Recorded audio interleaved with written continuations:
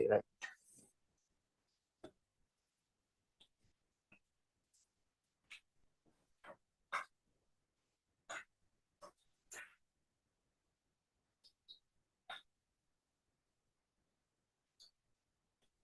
And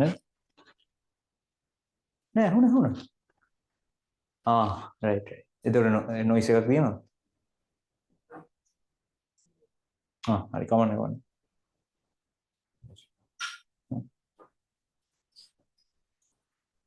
Right, okay. Then let's start.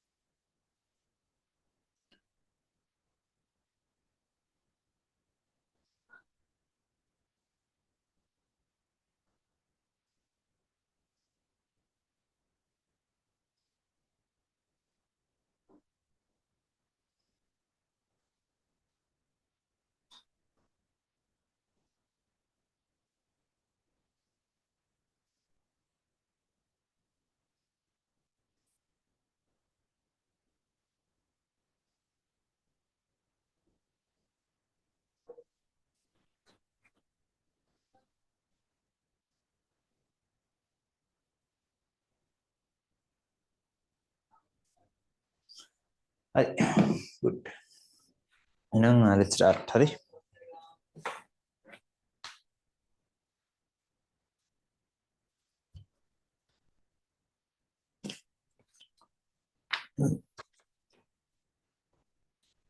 Everything is okay. Right.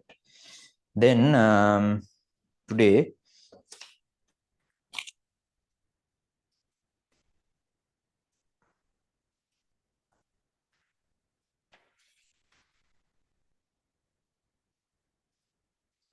what we are going to do is right. Okay. Today we are starting the second day of energetics. Sorry, the second day of energetics, and most probably we will continue this for 7 days, let's say, or 8 days. So this is the second day of 8 days, and today we will be finishing almost all the theory regarding the basics of energetics. And then from next week onwards, we will be straight away start doing calculations. Sorry, the flow of the unit will be happening. Sorry, so roughly 4 or 5 weeks will be completely used to do the calculations. And before we start for today, tubes will be delivered within this week, right? So I'll inform you the procedure. Tubes will be delivered within this week. So you won't get the tubes within this week. We will be delivering it within this week. You will get the tubes. Some might get the tubes before next Monday. Some might not. That won't be an issue because we want the tubes on the 4th week. Or even the 5th week. I don't know. We'll see. So no, today is the 2nd week. Ne? So the 4th week, you can get the tubes. Some might get it before the 3rd week. We'll see. Right. Then, yeah, check everything is fine. Then we are going to start the day 2. Check whether you can remember what we did on day 1, and check whether you are ready to learn this unit for 3 hours. Sorry, මේක අර පැය 3 එක දිගට focus කරන්න. Check whether you are ready and whether you are focused. Sorry. Right. Then let's start. If everything is going according to plan, we can start.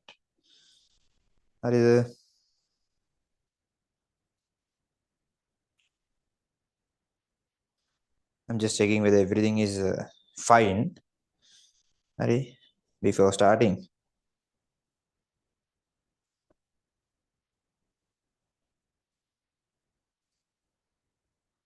Yeah.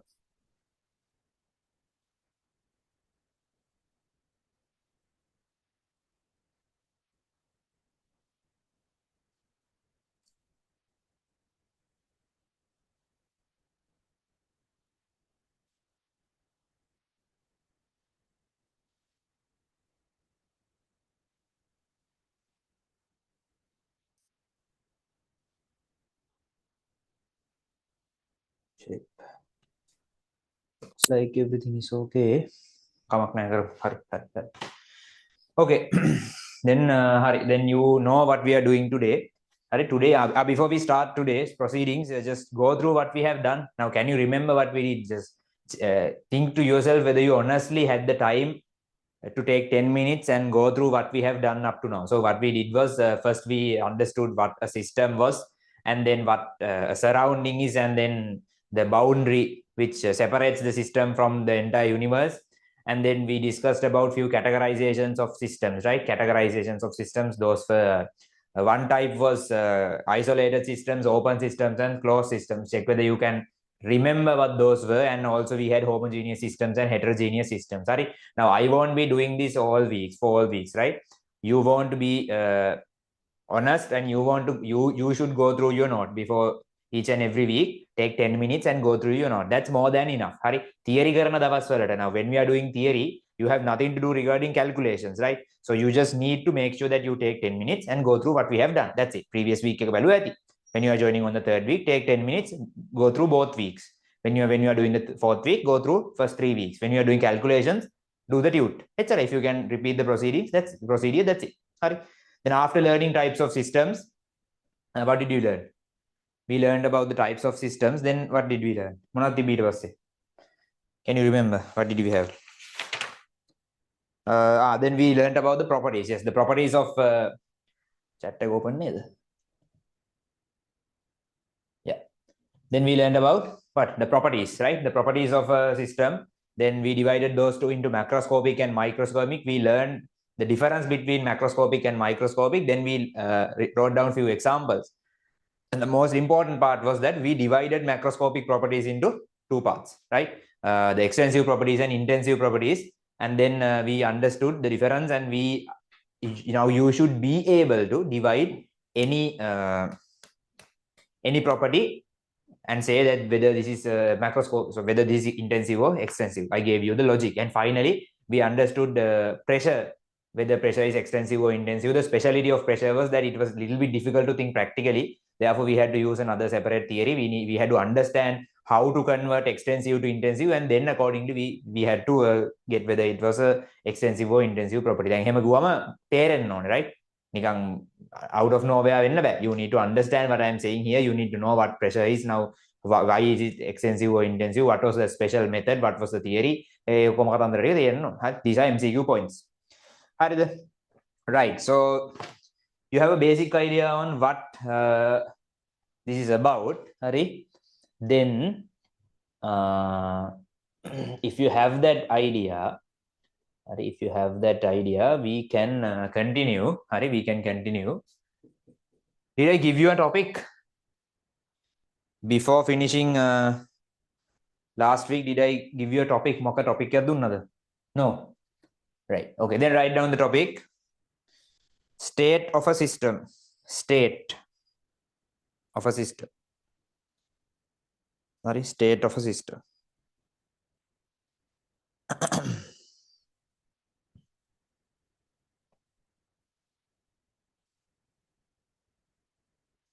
State of a system.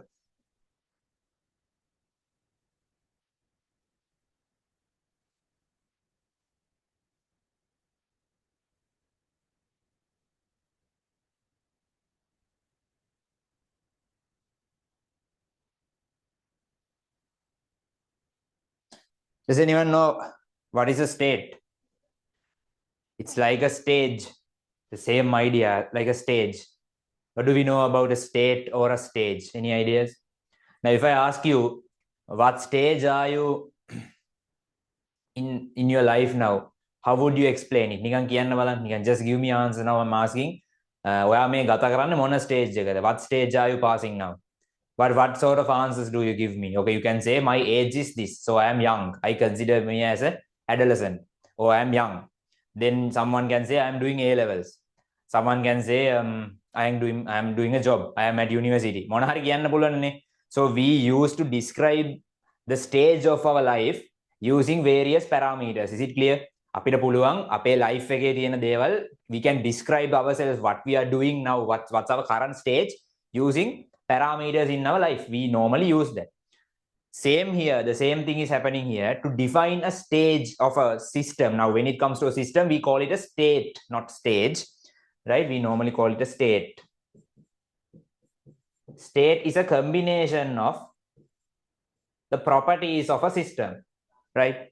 Properties of a system. Now, for an example, you might not know this theory, but we generally use this theory. For an example, if I ask you, if I give you a nitrogen sample, or else let's say a more practical one, I give you a sodium sample, right? I give you a sodium sample and then ask you to describe the sample. Then what you can do?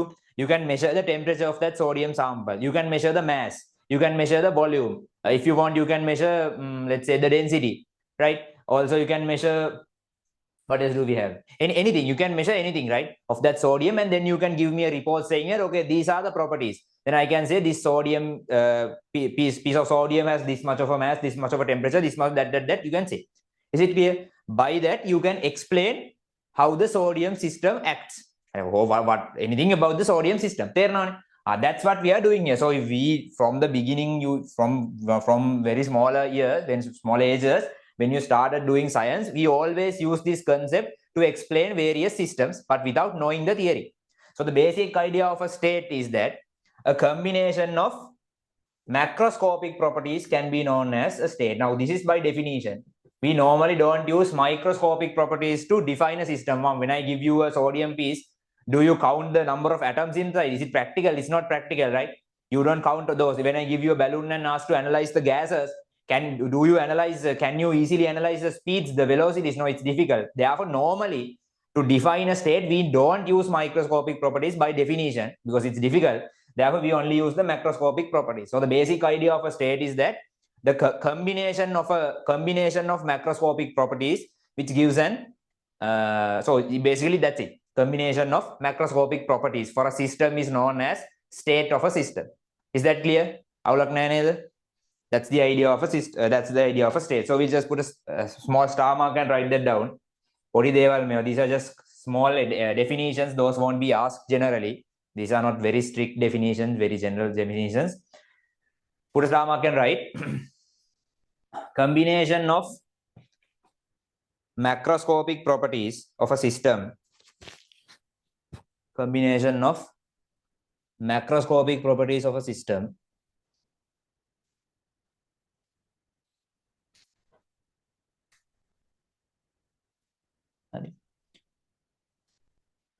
combination of macroscopic properties for a system is known as a state of a system. Is known as a state of a system.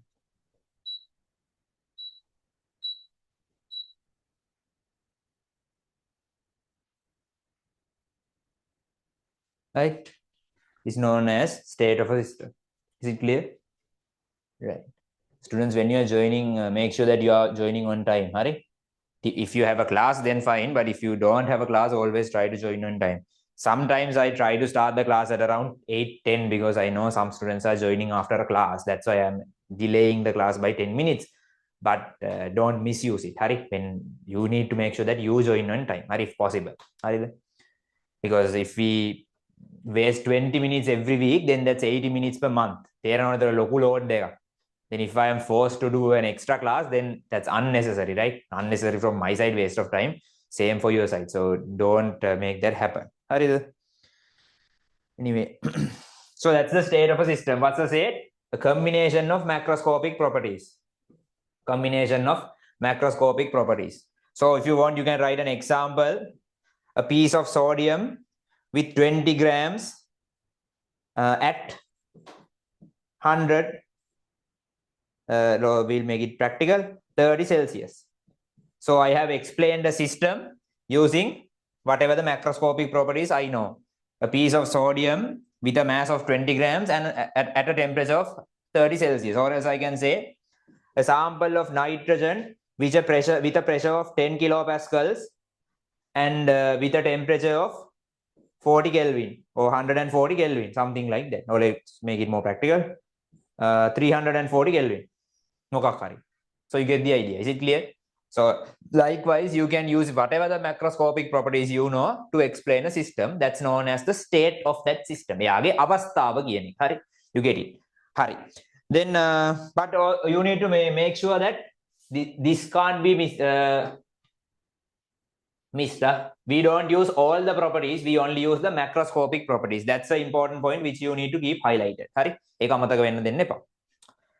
Right.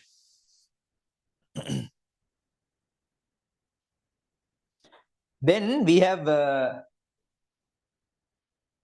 two more definitions. Hari, these are very simple definitions. මේවා නිකන් ටක් ගාලා ලියාගෙන යන්න. One is that the initial state, and the next one is final state. Looking at the definition of state, can you try to explain what initial state should be and what final state should be? මේක මොනවා වෙන්න ඇද්ද? Can you explain? Try to explain. Using the knowledge of a state, try to explain.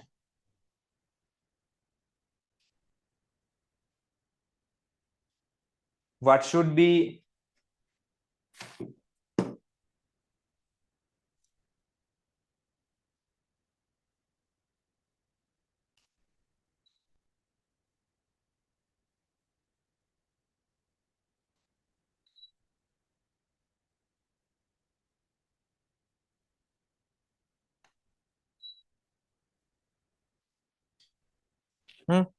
what should be the definition? Now, when we are defining a state as initial and final, what is initial? Before what is initial and after what is initial? What should be the definition? Any ideas? Any ideas? So what should be? Okay, so that's a basic idea. Now, before any change occurs, the macroscopic, the combination of macroscopic can be known as the initial, and after that change occurs, that can be known as the final state. So that's correct. How does the change occur? Any ideas now? Which means if you have two states, if we take this as the system, let's take this as the initial state. Hari, then some changes happen. Then we will get the final state. Right? What should be this change? How does a change happen? Why does these macroscopic properties change? Any reasons? What are the reasons? Reasons of it. What reasons do we have?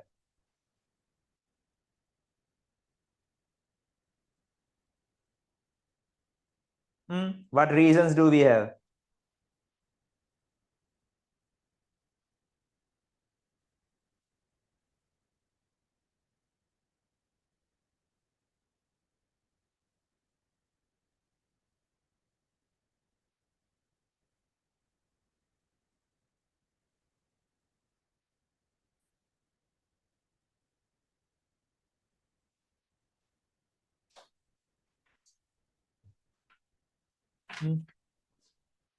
Good. And name answers in no, yeah? Yeah. So basically it can be an interaction, it can be some sort of a heat flow. Somehow it's an interaction with the surrounding, right? A system will always try to interact with the surrounding if it is not what? Can all systems interact with the surrounding? Yes or no? Can all systems, all types of systems react with the surrounding? No. What systems can't react? What systems can't react? Mona react and berry. Yeah, isolated systems can't react. Now, when I ask that question in a subtle way, you need to quickly remember that okay, there are isolated systems which can't react. Right? Tricky questions. Therefore, you need to know if a system is not an isolated system, always it will react with the surrounding, which means it can be reacting with some chemicals, it can be reacting with the heat, it can be absorbing heat or releasing heat, whatever the reaction. It can be a chemical reaction or a physical reaction. Physical reaction is absorbing heat, releasing heat. Chemical reaction is with reacting compound, somehow, whatever. Somehow, if this system interacts with the surrounding, then there will be a change. And then there will be another system. There will be another system. Is it clear? Then a system before that interaction can be known as the initial state of the system, and then a system after that interaction, after the interaction, can be known as the final state. That's not that difficult, right? It's very simple, very basic stuff. Hari. Put another star mark and write. Put another star mark and write.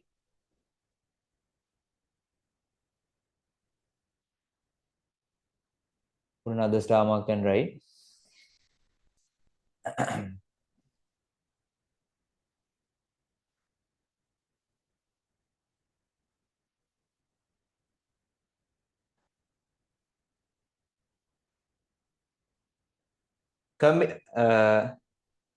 The combination of macroscopic properties.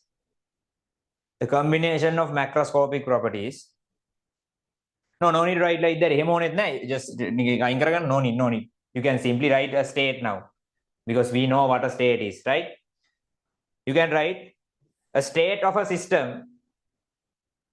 A state of a system. That's easier, yeah. A state of a system. A state of a system before any interaction with the surrounding.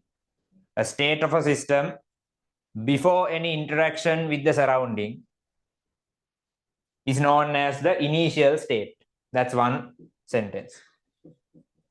A state of a system before any interaction with the surrounding is known as state of a system. Sorry, initial state. Sorry.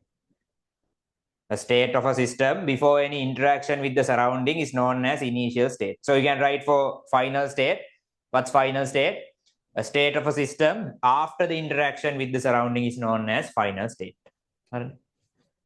After the system is known as final state. So that's not difficult, right? Theory.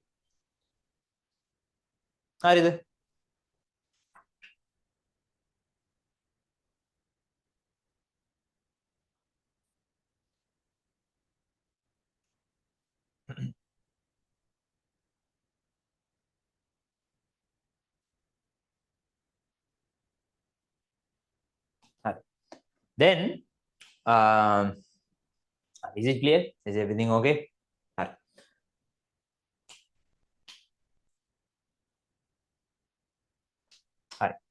And also one thing, now can you remember that the combination of macroscopic properties, now if you combine the macroscopic properties, the combination is known as the state.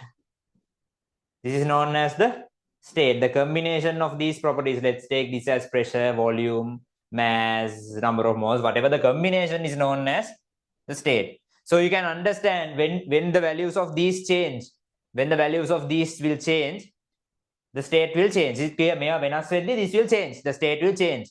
Therefore, these can be known as state variables. State variables. Or else state functions. You just need to know these words because they can simply ask what is a state function. Then you need to know. Otherwise, those things won't be asked in A-levels generally, but you need to know these terms. Now, what's a state variable? If I start from the beginning, now what is a state? Combination of macroscopic properties. Therefore, since those macroscopic properties define the state, each macroscopic property, right, not the system, each macroscopic property can be known as either a state variable or a state function. So these are, pressure is a state variable, volume is a state variable. Can you see? That's the idea of a state variable. Now, if you can remember the example which I gave you here, a piece of sodium with 20 grams of mass at 30 Celsius. Now, what are the state variables? This and this. These are the state variables. Altogether, the combination is known as the state. Is it clear? If this state was considered before the interaction, then this is the initial state. If this was considered after the interaction, then this is the final state. Is it clear? So can you understand all the concepts which I taught you within one single sentence? Amaru nayane? You need to know what a final state, initial state, what a state variable or a state function is, and finally what is a state. Everything. Those are five things which I taught you. So you can put another star mark and write. Put another star mark and write. Since the macroscopic properties define a state, since the macroscopic properties define a state, since Macroscopic properties define a state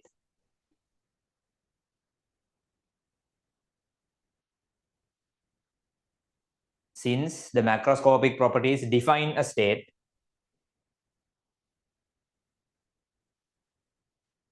those are known as, those means the macroscopic properties, right? Those are known as state variables or state functions, right? State variables or state functions. Those are known as state variables slash state functions. Right?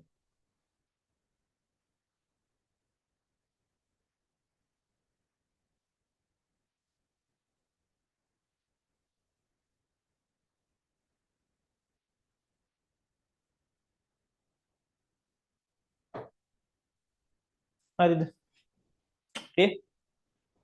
Shape ne? Right. Then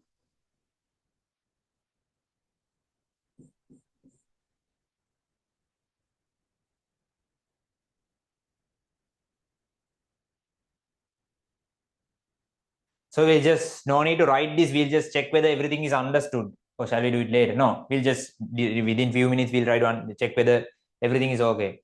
Now, if I tell you that I had a nitrogen gas sample, or a nitrogen gas sample at 100 pascals and 30 Celsius, right? 30 Celsius. Then I heated this. I increased the temperature, and now I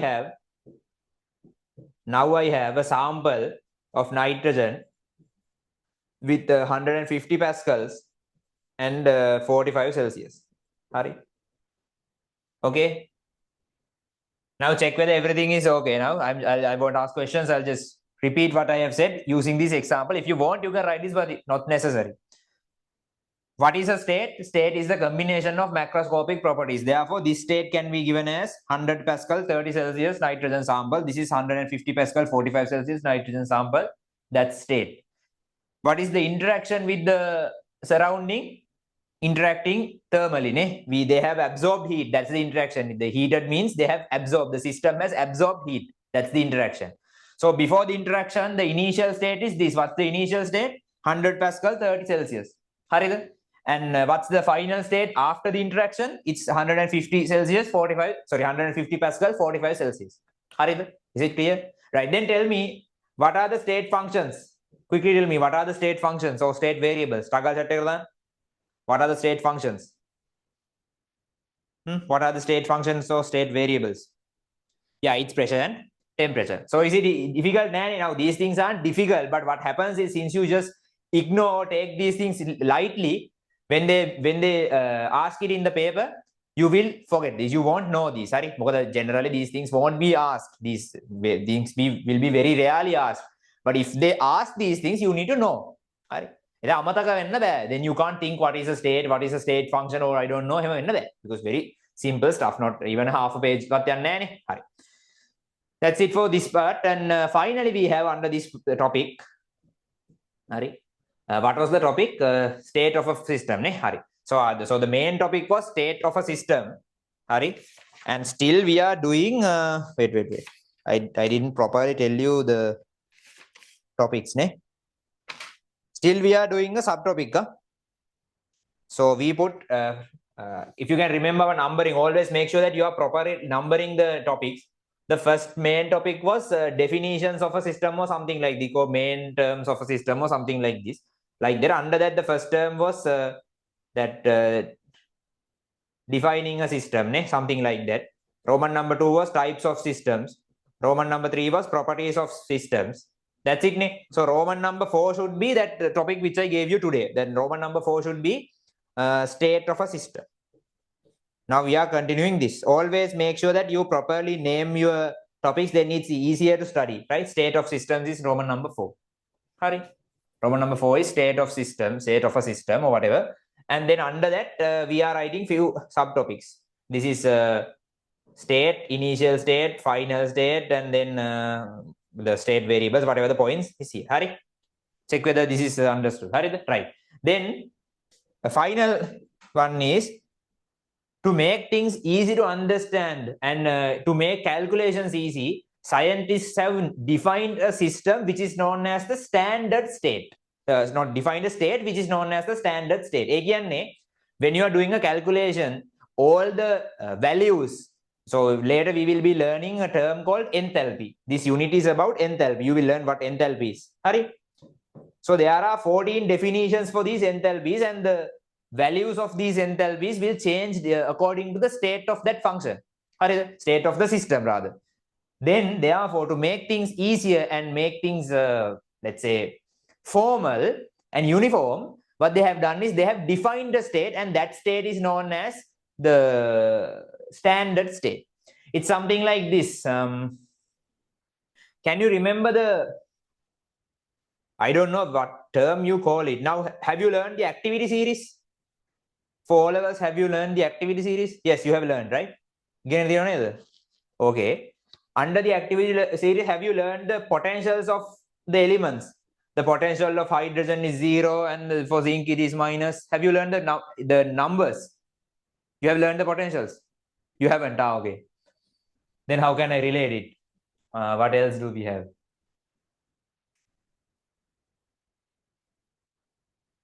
I think you don't have any, I don't get any other.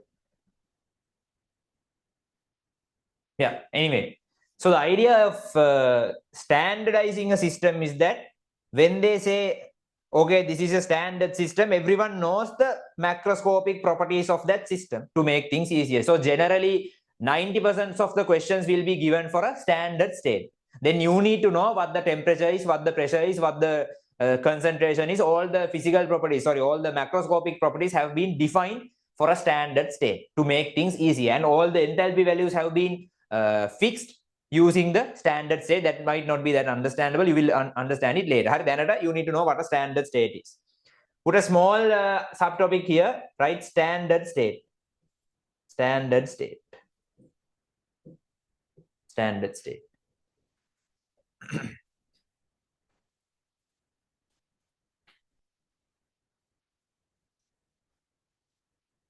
Sorry. Subtopic, standard state. Right.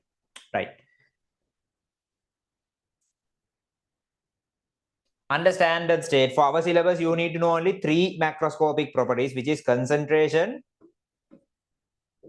which is pressure, temperature, and concentration. Sorry. Pressure is fixed to 1 atm. Temperature is fixed to 25 Celsius. And the concentration is fixed to 1 mole per cubic decimeter. This is mole per cubic decimeter. Another way of writing mole per cubic decimeter. We learned this in the 3rd unit. Right, so these 3 you need to know. When they say it's a standard state, the system is in standard state, these macroscopic properties needs to be memorized. Then they won't say what the temperature is or what the pressure is. Generally, pressure will be applied if there are gases in the system. Temperature can be applied for all solids and everything. Concentration is applied if there is an aqueous solution or a liquid. That makes sense, right? You normally don't define concentration for a solid. The concentration value will be applied for the system if you have aqueous and liquids. The pressure will be applied if you have gases. That's it. So it doesn't, it's not necessary to always have all these 3 macroscopic properties in a standard state. These 3 are just fixed values. If you have a gas, then you need to know the pressure is 1 atm. If you have a liquid, then you need to know the concentration is this, if it is known as the standard state. That's the idea. Then we can continue. So just write down PTC and write down the values. 1 atm, 25 Celsius and 1 M. And here, what is 25 Celsius in Kelvin? 298.15 Kelvin. Normally, we don't use this part for the calculations, but when you are writing the values, you need to write it. Again, when you are writing any theory points, write that 1.15, but for calculations, 298 will be enough. 1 atm is in Pascal, 101,325 Pascal. We normally use this as 10 to the power 5 Pascal, which is 100,000, but this is not correct. This is the exact value.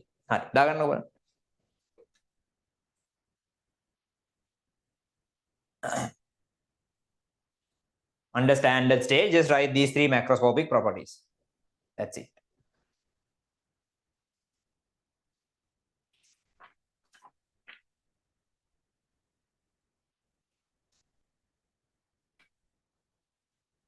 Hari?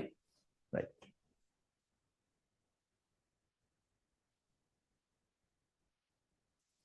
Then කතා ගන්න.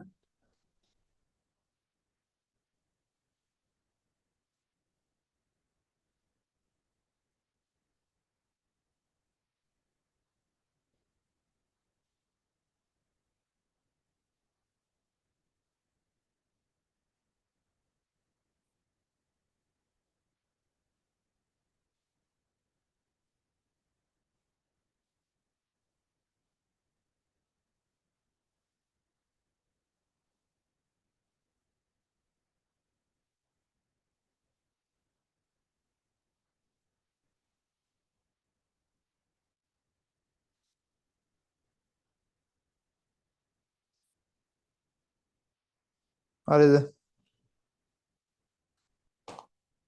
හරි right. Then and this is okay. Then that topic is done. ඉවරයි. හරි.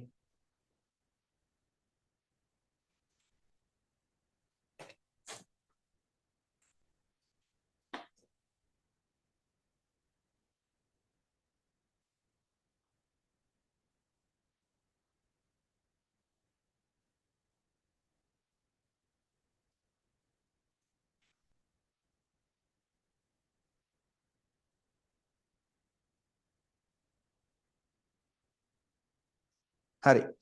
Put the fifth subtopic. Now this was the fourth subtopic, state of systems or state of system. Put the fifth subtopic and write types of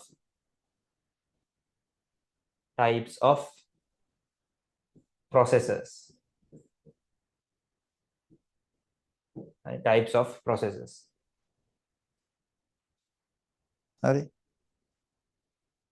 This is the final topic, which is more likely to be considered as theory. From here onwards, it will be calculations and maths, some sort of calculations. Sorry, there's a question.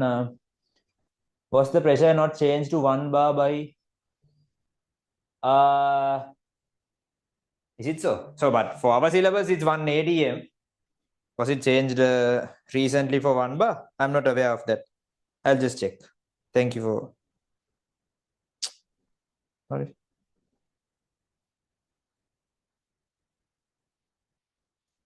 I'll check it.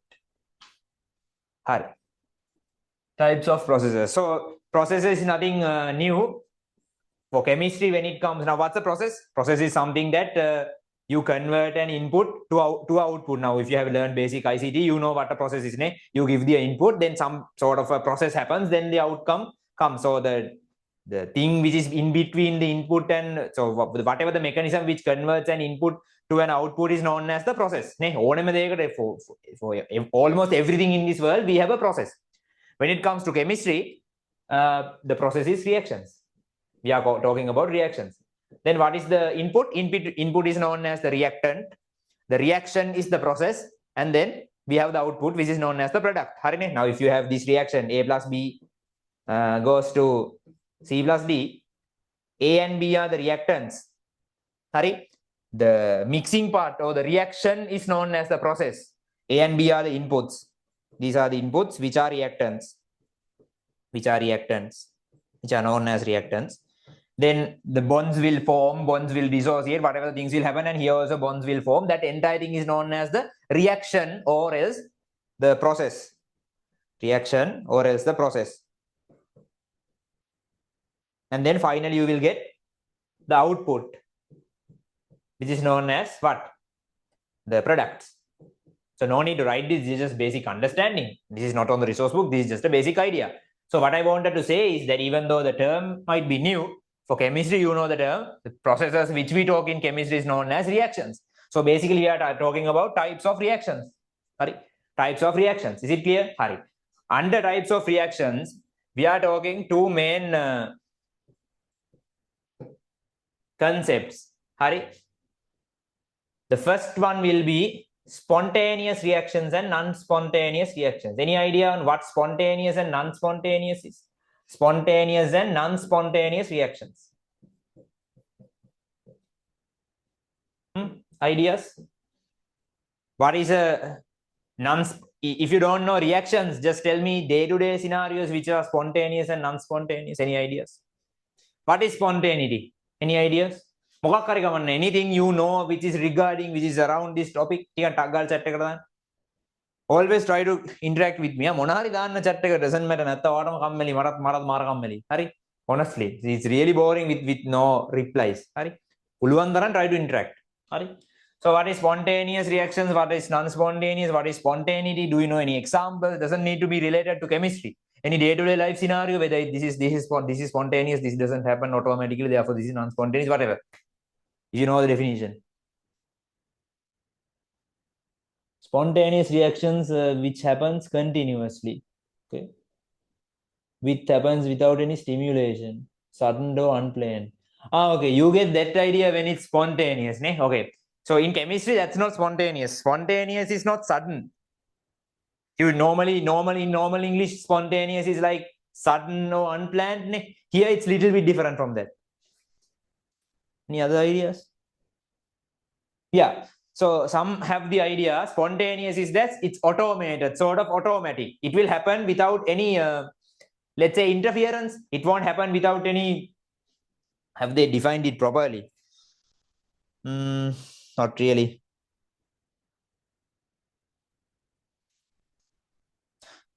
Apart from saying automatic, what terms can we use?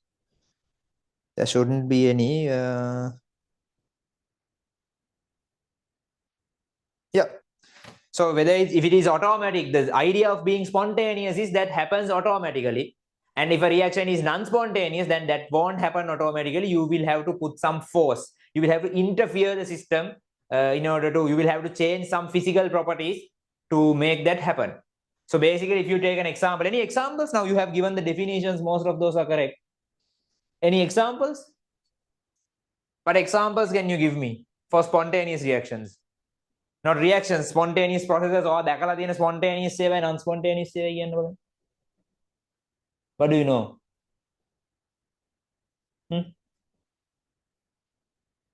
What are spontaneous reactions or what aren't? Dissolving salt in water. Yeah, that happens spontaneously. I would like to have an example, the same scenario, but with both spontaneous and non-spontaneous examples. Any ideas? The same process, but depending on the place where it is, that it becomes spontaneous or non-spontaneous. Any ideas for what I'm referring to, what I'm trying to refer? So if you take a mountain, and if you take a ball, so if you take this ball, like this, then, and if you take the same ball here, the ball moving from here to here is spontaneous. It will happen automatically. It will happen automatically without any physical interference, without changing anything on of the system. It will happen. So we are not changing anything. That's the idea. So without any external interference, if something happens, which is basically automatic, right? Then it's known as spontaneous. Here, will the ball go from here to here without any physical interference? No, you will have to either kick it or either cut the mountain or do something which changes the entire system. Then that's not automatic. You will have to externally interfere the system. Then that's non-spontaneous. That's the idea. Harid, is it clear? Is it clear? That's the idea of being non-spontaneous. Now, if I give you another example, now calcium carbonate, which is limestone. I don't know whether you have seen this, but in all of us we use calcium carbonate.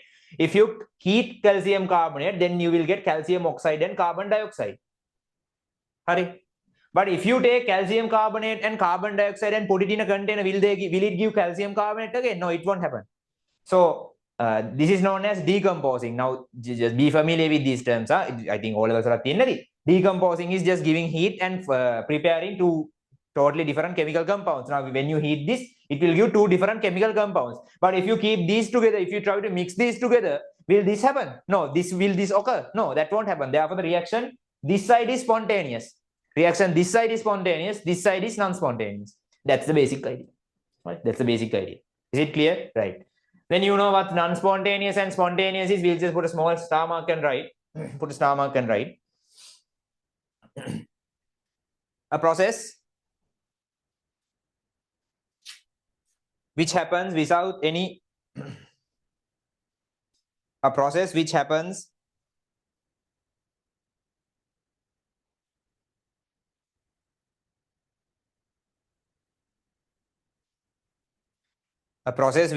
automatically,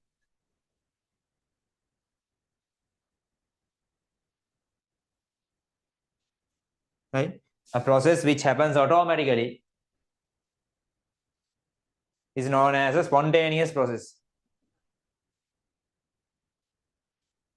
Sorry? A process which happens automatically is known as a spontaneous process. Put another star mark and write the opposite of that.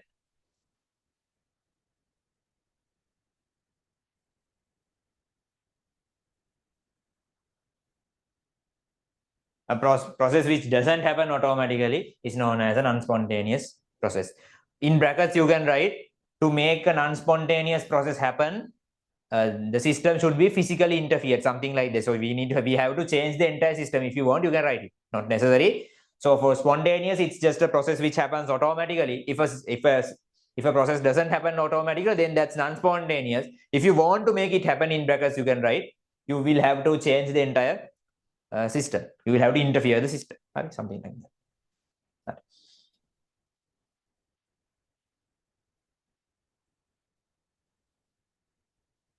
Ice cube gains heat energy from surroundings spontaneously, but we have to do external work to get it.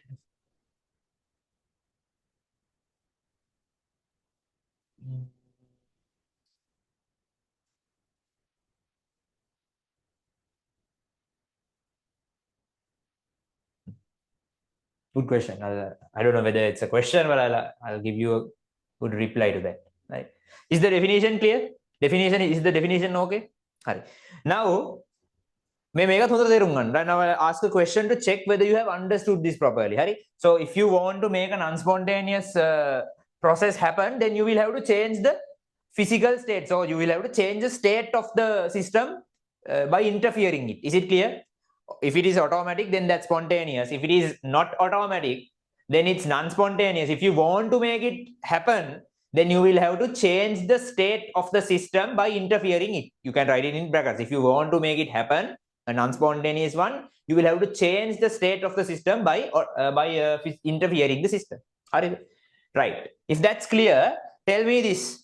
Now you have a cube of ice. You have a cube of ice. Melting this ice. Melting the ice. Is it spontaneous or non-spontaneous?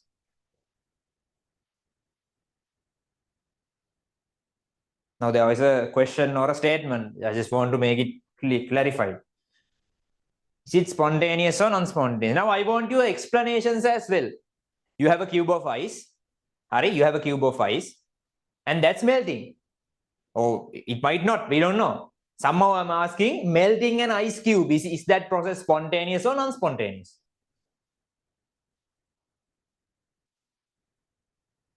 Good. Right. Others?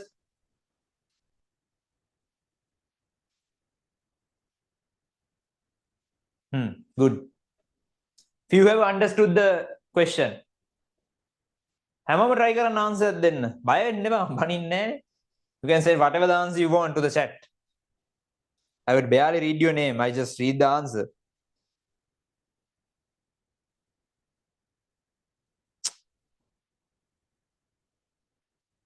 Is it spontaneous or non-spontaneous? Right. Okay. Actually, more than I expected are giving the correct answer, which is good. Yeah, true. So you can't say whether it's spontaneous or non-spontaneous. Why can't we say? You can't say whether this is spontaneous or non-spontaneous. How? Why? Because we don't know what. We don't know what. What don't we know here? Now can you see, we are using very basic, simple, obvious theory to ask tricky questions. We don't know what here. What don't we know here? Yeah, we don't know the state of the system. Without knowing the state, how can we say whether the melting is happening automatically or whether it's not? If the temperature of the system is 25 Celsius, then this is automatic. If you give an ice cube in normal temperature, it will melt.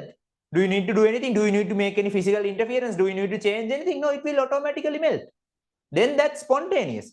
But if you keep an ice cube at minus 10 Celsius, if this is the system, if this is the state of the system, then will it happen automatically? No.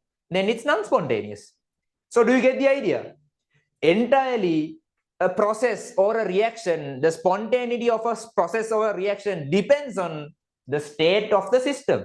That's the idea. That's why we taught state first. So you need to know the state. Here also you knew the state. Metanath, you know the state. This is the state for the ball. This is the state for the ball. By knowing the state, you can say. Hari? If they didn't give you where the ball was, can you say whether it's spontaneous or not? No. You need to know where it is. Same here.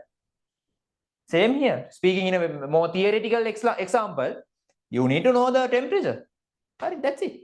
Is it clear? All right. So if you want, you can write a side note for these things. I won't give you this as a note. So the question was, is melting ice spontaneous? Is melting ice spontaneous? What's the answer? It depends. It depends on what? The state of the system. So what state are we interested here? The temperature. What's the state variable which governs the answer? The temperature. That's the macroscopic property which you are interested here. Then we need to know the temperature. If the temperature is above 0 Celsius, then that reaction will happen without any change. Therefore, that's spontaneous. But if it is below 0 Celsius, then it will happen. It won't happen automatically. Therefore, it's non-spontaneous. So that should be the answer. Then do you understand the entire thing? Then clear? Clear? If you want, you can write that. Hari, I'll just give you the question. What's the question? Is melting ice spontaneous? Is melting ice spontaneous? I'll give you 1 minute. If you want, you can write. The answer should be, it depends on the state of the system. For this question, we are interested about what? We are interested about the temperature of the system. That's the macroscopic property or the state variable we are interested about. If it is higher than 0, then it's spontaneous because it happens without any physical change or any interference. If it is less than 0, then it's non-spontaneous because it doesn't happen. That's it. Clear on idea? Write it down if you want.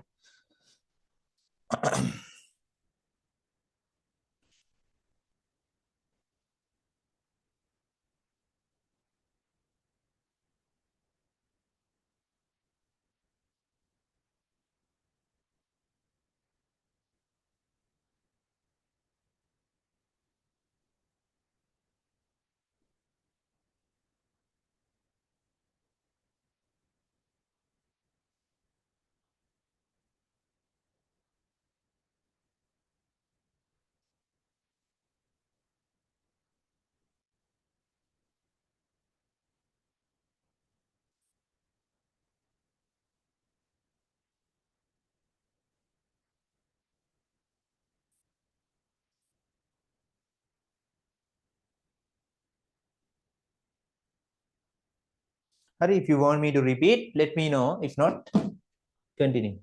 Yeah, so I can't say that only the temperature matters here, right? It can be, even the pressure can matter, right? Temperature might not be the only factor, only state function we are interested, but generally it's enough. If you want, you can write, you need to know the temperature and pressure as well. Doesn't matter, fine. So actually you need to know the pressure. It's not only temperature, because the melting point of water is 0 at 1 atm pressure. Is it? Yeah, at 1 atm pressure. So if the pressure changes, then the melting point will also change. Therefore, in taking it very seriously, answering the question very seriously, you need to know the pressure as well. If the pressure is not 1 atm, then you can't say the borderline is 0 Celsius. Then you can't say higher than 0 and less than 0. Then that 0 will change if the pressure is changed. So therefore, you can write that as well. Good question.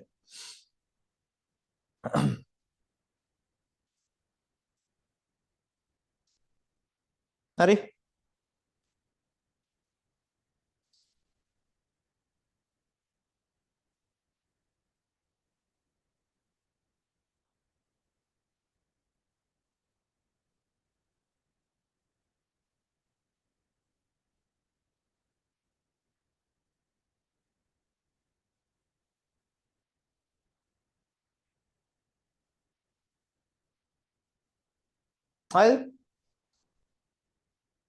Hari.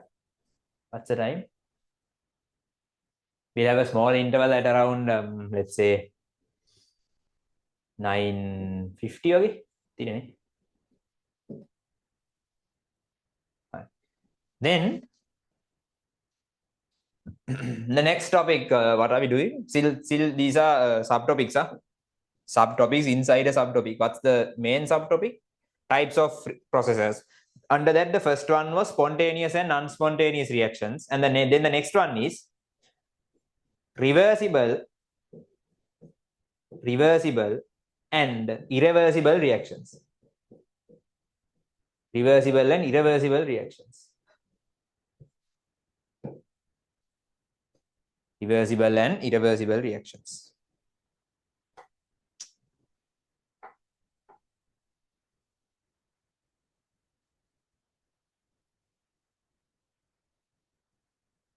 And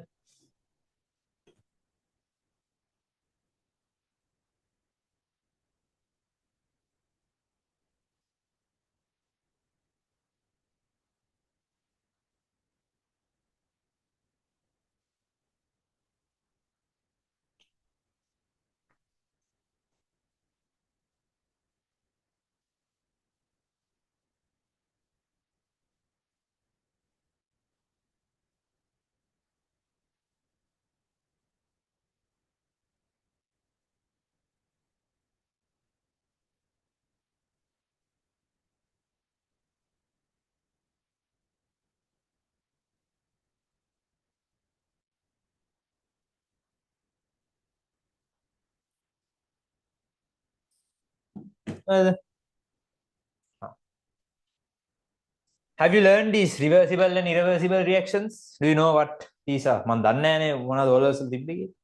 you know what this is? It has something to do with spontaneity. So if you want, you can write if a reaction, is it the noun? I don't know whether it's a noun or a verb. I don't know those grammatical things. Being spontaneous is known as spontaneity. Spontaneity. Check the spontaneity of a reaction. I don't know whether that's the noun or a verb. Noun.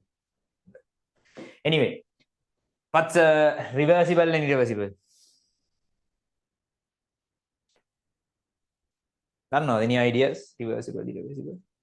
Simply, if a process can be reversed, then that's reversible. If it cannot be reversed, then that's irreversible. That's it. So if I take a day-to-day example, what's day-to-day? So if you burn a piece of paper, then is it reversible? No, it's not reversible. Can you take the ash and produce another paper, the exact paper? No, you can't. Then that's irreversible. For a reversible reaction, your phone, the battery in your phone is reversible. Why? You can charge it and then reverse the process. So you can use the battery, then some sort of a process is happening. Then you can reverse that exact property, exact process, which is known as charging. Then the battery percentage will increase. If that process couldn't be reversed, then you will have to buy a new battery always. That's not the case. That's a reversible reaction. So you get the idea. And also, if you know that when you are buying a car, when you are buying a second-hand car, what do you check? What's the most important thing you check? Has anyone had the experience?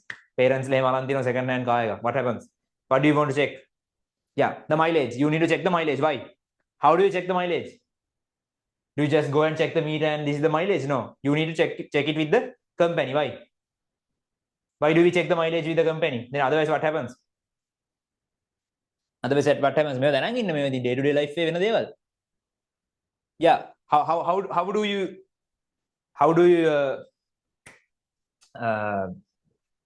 why is it important to check? What can be changed? The mileage can be changed. How? When the car travels, there's a certain mechanism which makes the mileage increase, right? Then car kilometers if you travel 100 kilometers, then the mileage will be increased by 100 kilometers. That dashboard will show a value which is higher than which is 100 higher now. So there should be some mechanism. That exact mechanism can be rotated. The car won't go backwards. The car rotate. There is a mechanism. So there's a mechanism to increase the mileage, which is done in the car. Then that mechanism can be reversed, which is illegal. You can't do it, then that will be a fake value. When normally in Sri Lanka, some sellers, when they sell a second-hand vehicle, they just simply do that process and reverse the mileage. Therefore, you need to check with the company if it is possible. So that's again a reversible reaction. Not a reversible reaction, is a reversible process. So you get the idea. So you know what is reversible and what is irreversible by now. Idea there now. So you can just write it. Put a star mark and write.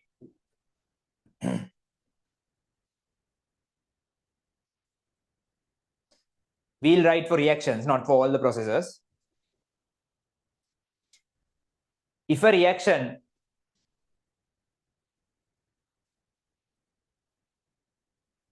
happens both ways at a given state, if a reaction happens both ways, what is both ways? A forward reaction and a backward reaction. Sorry. If a reaction happens both ways at a given state, sorry, if a reaction happens both ways at a given state,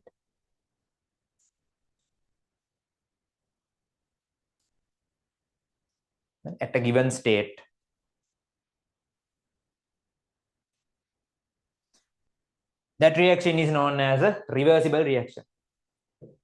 If a reaction happens both ways at a given state, you need to specifically mention at a given state. We'll see why. At a given state, that reaction is known as a reversible reaction. You can write the next one. If a reaction doesn't happen both ways, if a reaction only happens one way at a given state, that reaction is known as an irreversible reaction. If a reaction only happens one way at a given state, that reaction is known as an irreversible reaction. Right.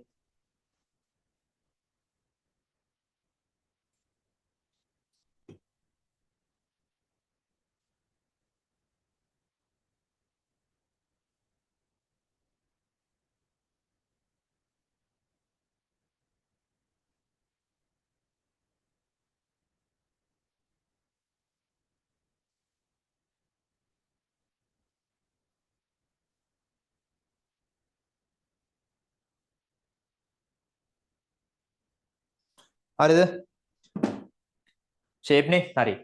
Then why is this part significant? Any ideas? Why did I say without just saying generally if a reaction happens both ways, then that's reversible?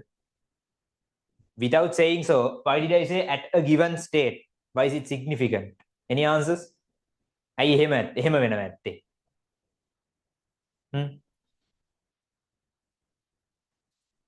Why is it significant? Chat eකට දෙන්න බලන්න answers වගේ. Why is it significant එතන?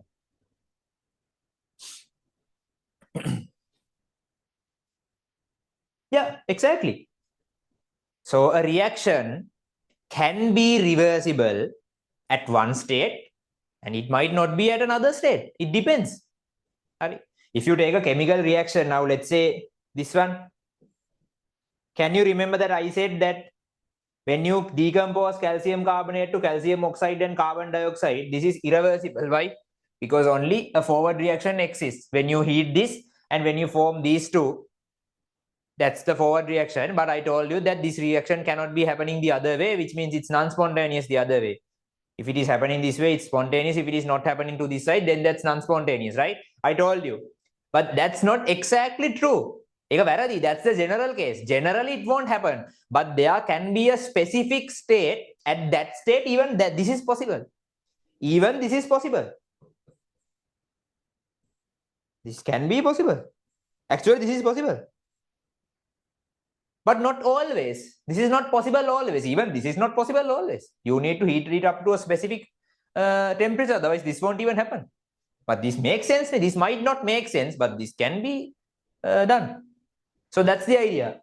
So you can't say There is no reaction. That there is no reaction which always happens both ways. දෙපැත්තට හැමතිස්සෙම වෙනේම නැහැ. It depends. So at a specific state, for a given state, if a reaction happens both ways, then that's reversible. If it only happens one way, then that's irreversible. It might not happen anyway. දෙපැත්තෙන් එක පැත්තකටවත් එහෙම වෙනකොට. No, generally it should happen one way. If it's not happening one way, then it should be happening the other way. Generally, yeah, that's the general case. Sorry. So do you get it? That's why this is significant. So you can just write a side note somewhere. Why this part is significant? Why is this significant? The significance here is that there are no reactions which are always happening both ways, right? So it depends on the state. It depends on the state. If you change the state, some reactions can be reversible, then they might change to irreversible. There are no idea. You can just put a star mark and write it if you want. That's why this part is important. With the change of state, the reversibility or the irreversibility will change. That's why this part is significant. ඉදි පහකට විතර explain කරා කැමති විදිහට ගියාද?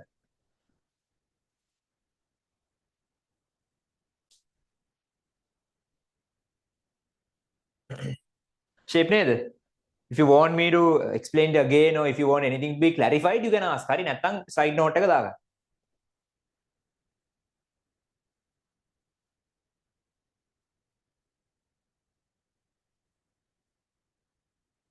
Clear? Right. Okay.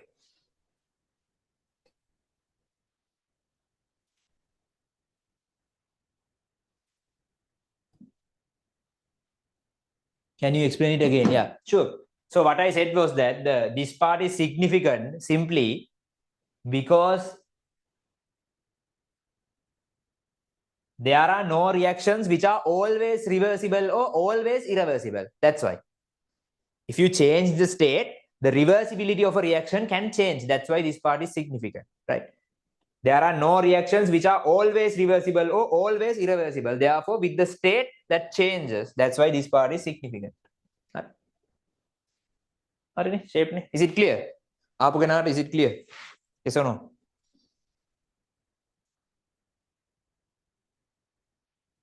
Sure. Okay.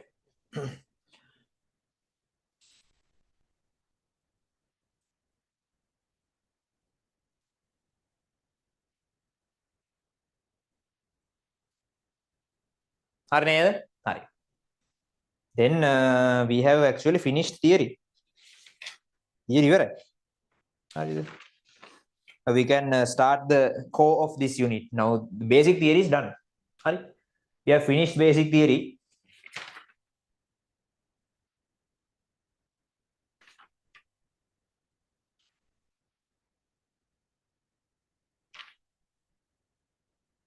Yeah. Any questions up to now? If you have any questions, because we are now starting the core of the unit. Up to now, these are just small points. They will normally ask MCQs or a small part. Now, most of the marks won't be allocated here, but for the part which we are going to start now, then so any questions? Any questions? At the Prashna?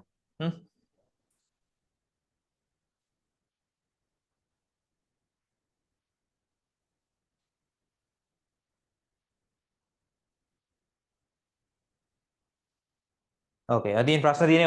Okay, there are a few questions.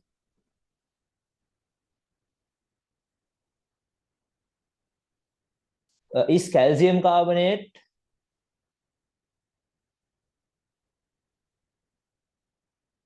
no. That's not how it's defined. Harida. You now again that's the same question. Harida. Now there's a question. Okay, I'll ask that question from the class. There's a question. I don't know whether I got the question correctly. The question is that if calcium carbonate decomposition, which is this, if decomposition of calcium carbonate is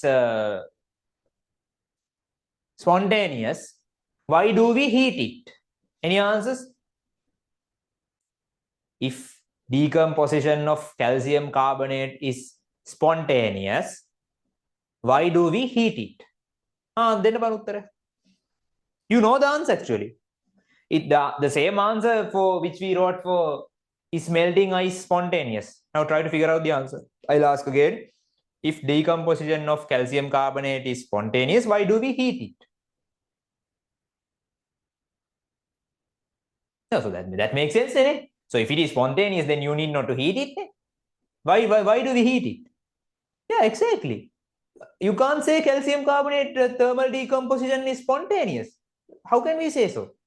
You need to say at a given temperature, the thermal decomposition of calcium carbonate is what? Spontaneous. So you need to heat the system to get up to that temperature. That's how. So if I take the actual case, normally this will happen at 898 Kelvin.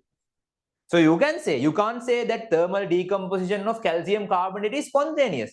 That's incomplete. You haven't set the temperature. You haven't defined the system. You haven't defined the state. Hari, state. If you say thermal decomposition of calcium carbonate is spontaneous at 898 Kelvin, yeah, then that's true. That's true. So you need to heat the system to get up to this temperature. That's why. And after getting up to this temperature, you need not to heat. Then it will happen automatically. That's the answer. Hari. If you got it, that's the answer. Hari. Right. Is that clear? Okay, good. Then, yeah, spontaneity depends on the state functions. Exactly. It doesn't happen at room temperature. Yeah.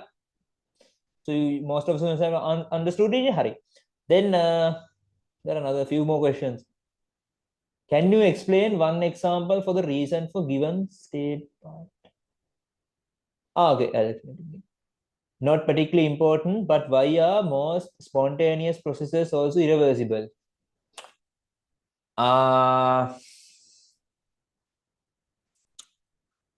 It's on the resource, ne?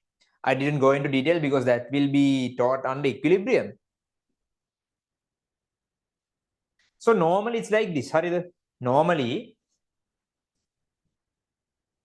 it's difficult to have a reversible reaction.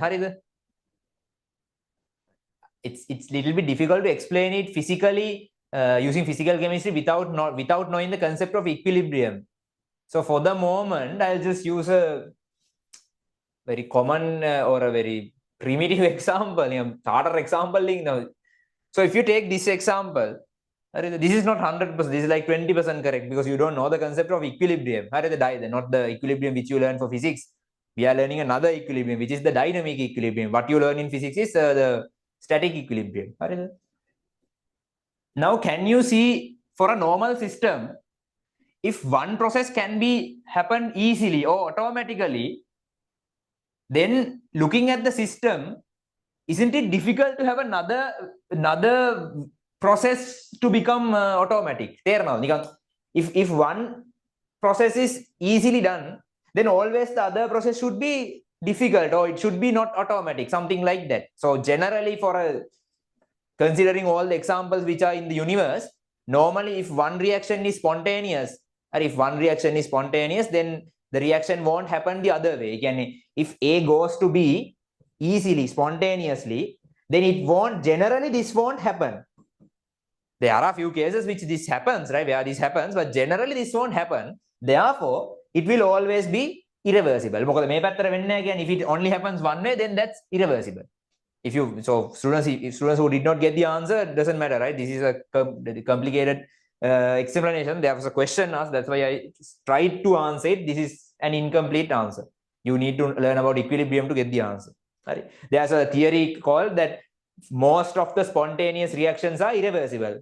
That was asked. That's on the resource book, but I'll teach it later on the equilibrium. No need to just study it. You can completely forget it. Then what do we have? Yeah, forward bias, reverse bias kata tamayo. Equilibrium danna nang you can slightly try to understand it. But again, you need to bridge the concept of reversibility with equilibrium. Can you explain one example for the reason for given state? This one? Yeah, what I said was here, so you're asking the significance of, give an example for the significance of this one. Hari. So the significance of that part is, let's say, this reaction, So this is the forward reaction, and then this is the backward reaction. Harida? Harida? Let's assume that this reaction is spontaneous.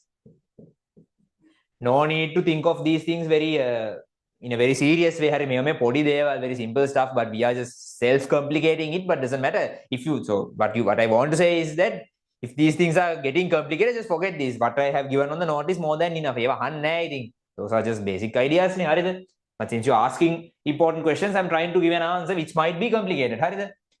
Now, let's say that this reaction is spontaneous for a temperature region which is from 300 Kelvin to 700 Kelvin. No, to make things easier, let's say this is always spontaneous. This reaction is always spontaneous.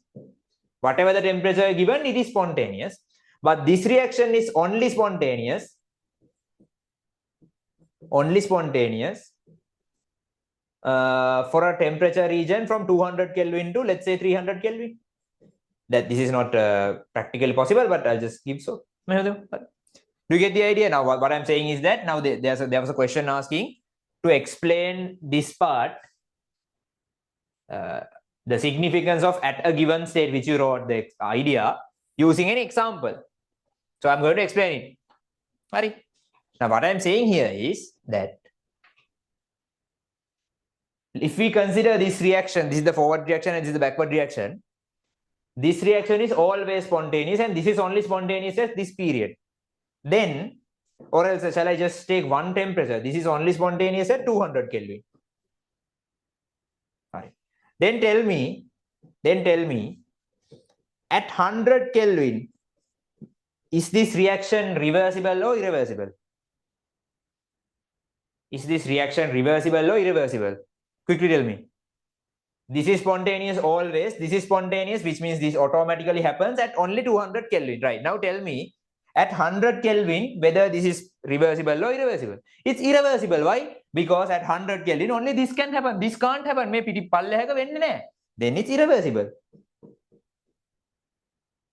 Hurry.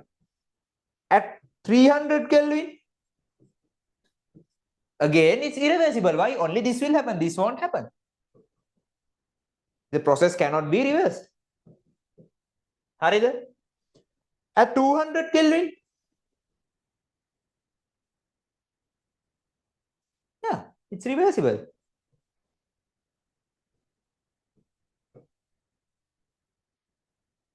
So you get the idea. That's the importance of that part.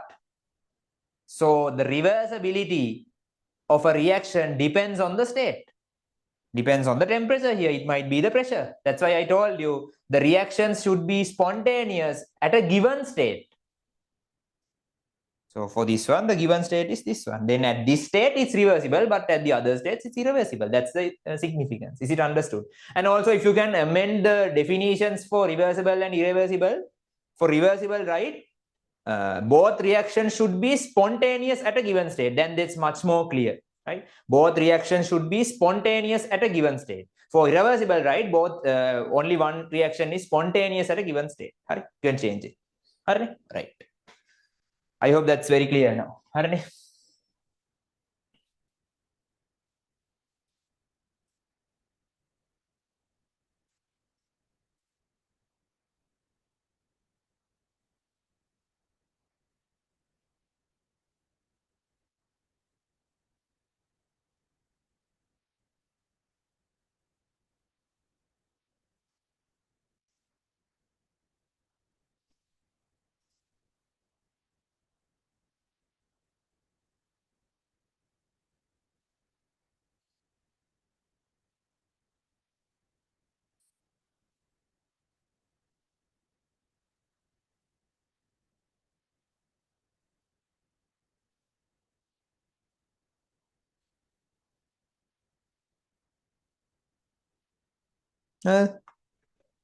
Any other questions? Can you repeat it? What the sentence? What I said was, you mean I want to repeat the sentence or the explanation? What should I repeat? What do you want me to repeat?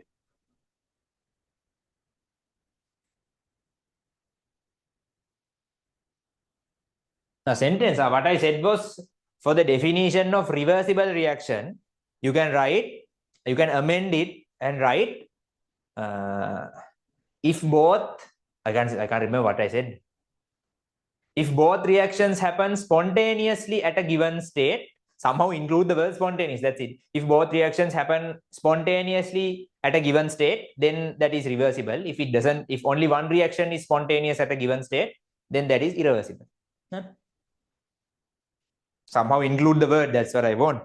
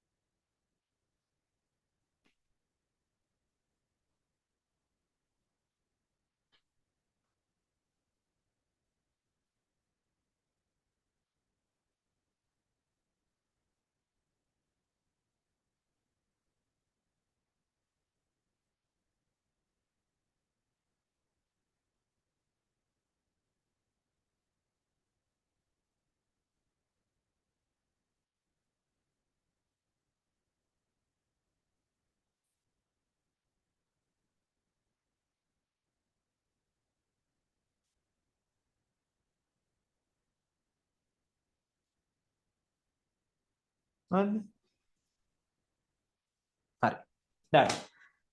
Then let's write the second main topic. Finally, theory you right. Write the second main topic. Second main topic. Hari.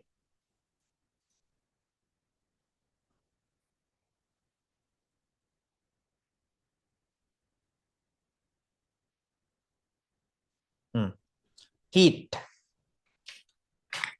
The second main topic is heat.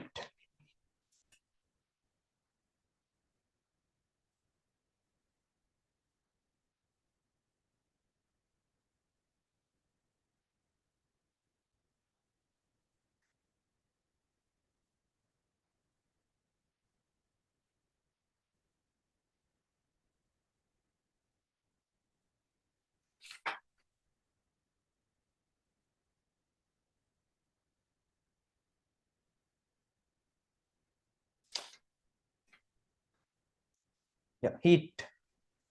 Second main topic is heat.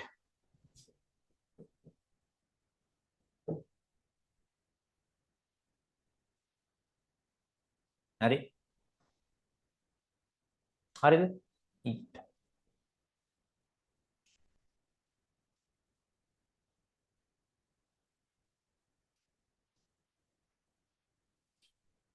What is the common equation which we use to do calculations?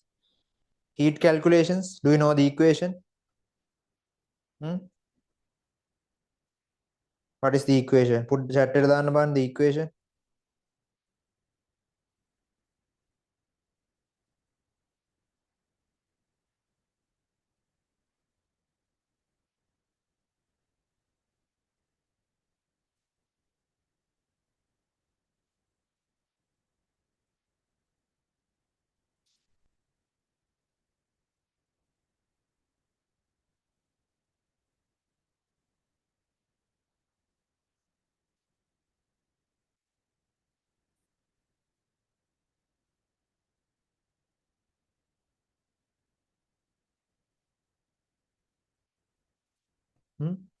No, you know it, right? Yeah, you have Q equals MC theta. Yeah, that's the common equation which we use. Q equals MC theta, or else you can call it MC delta theta. In A levels for physics, we sometimes write MC delta theta, which is the temperature difference. We use delta to write the difference. That this is capital delta. In maths for differentiation, you will learn this simple delta. You know this for, if you can remember the polarity. polarity in dipole moments and everything, you use this delta plus, delta minus. That's simple delta. Then what are the terms? Quickly name the terms.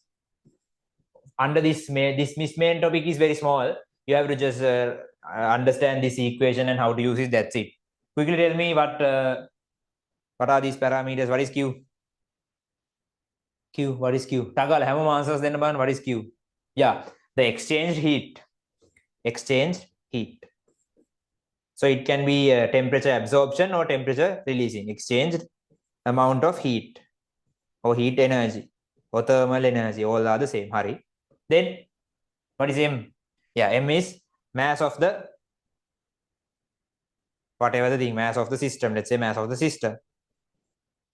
Right? Then what is C? What is C?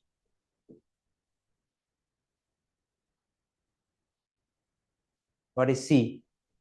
Yeah, specific heat capacity. Specific heat capacity. Okay.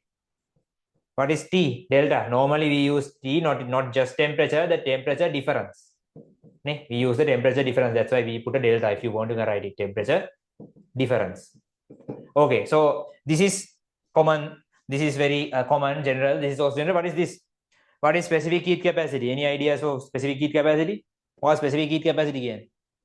No, absolute temperature. Oh, no, it's just the temperature difference. When you are considering a temperature difference, okay, since you came across that before understanding this, when you are considering a temperature difference, from Celsius or Kelvin should we substitute?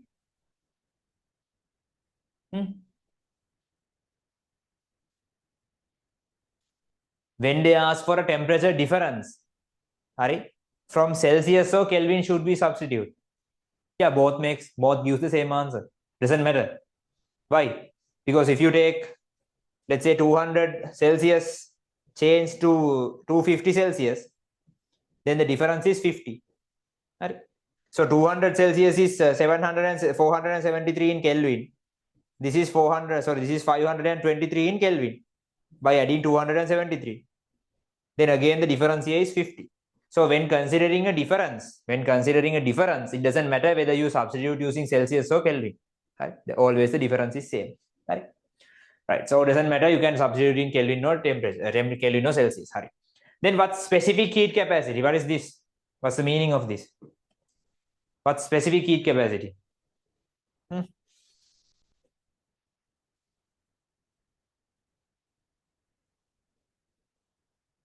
Yeah, both are fine. Yeah, true.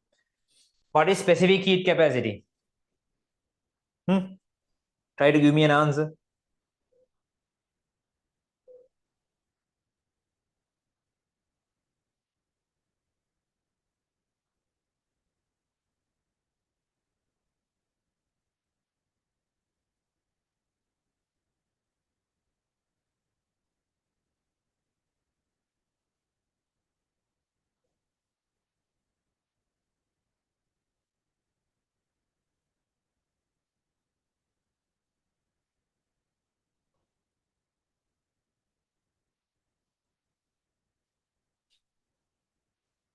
Okay, there are a few answers.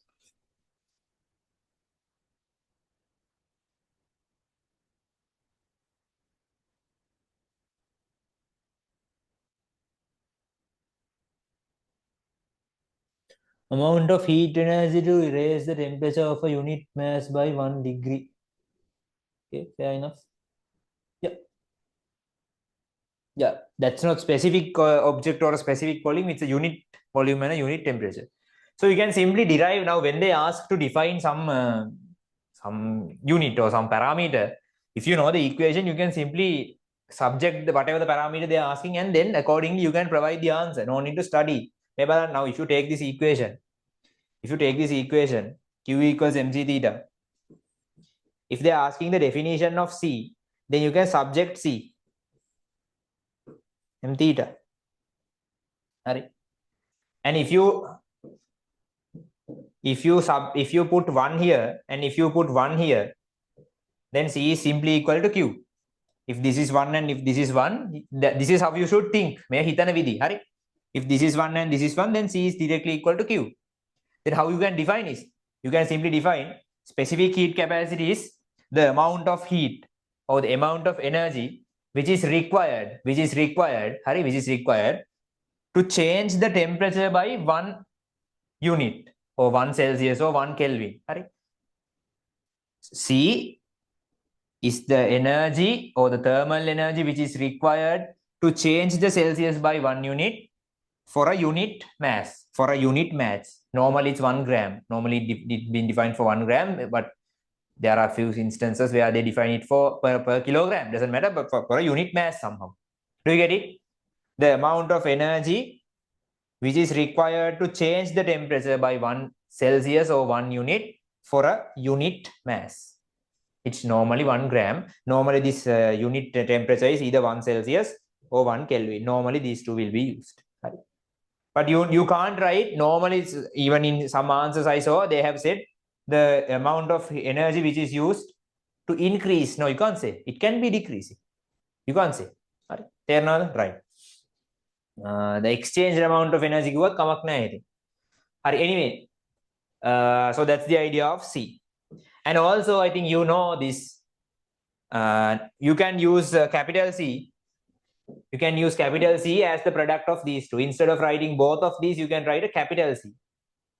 Be careful when you are writing because both look the same. This is capital C, then the equation will be Q equals C theta. This C is heat capacity, not specific heat capacity, it's heat capacity. Which is, again, you can subject this, then you can see it's Q divided by theta, then it's simply the amount of heat required to change the temperature by 1 unit. Then that mass component has vanished because it's inside this. Right. Is that clear? So that's it basically for heat, and we'll do a small calculation, then you know everything, because this is required to do further calculations on the enthalpy part. That's the main part. Main but just the entrance. If you have written down the topic heat, put a star mark and write. We'll finish. Shall we finish this, or shall we just put a star mark? No. Put a star mark and write. These parts might be a little bit boring, huh? Can't help. Once we start doing calculations from next week, everything, not next week, we can't start next week. After that week, everything will be fine. Calculations are a little bit difficult, huh? So you need to know.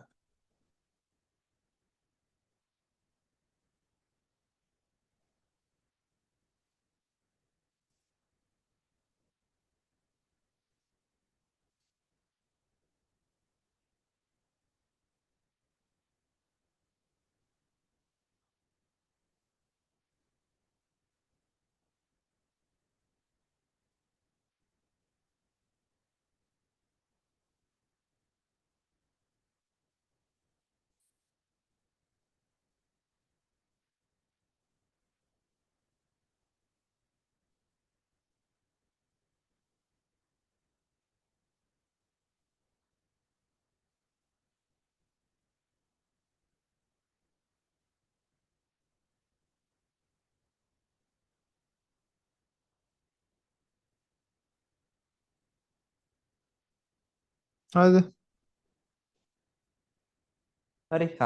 Put a star mark and write.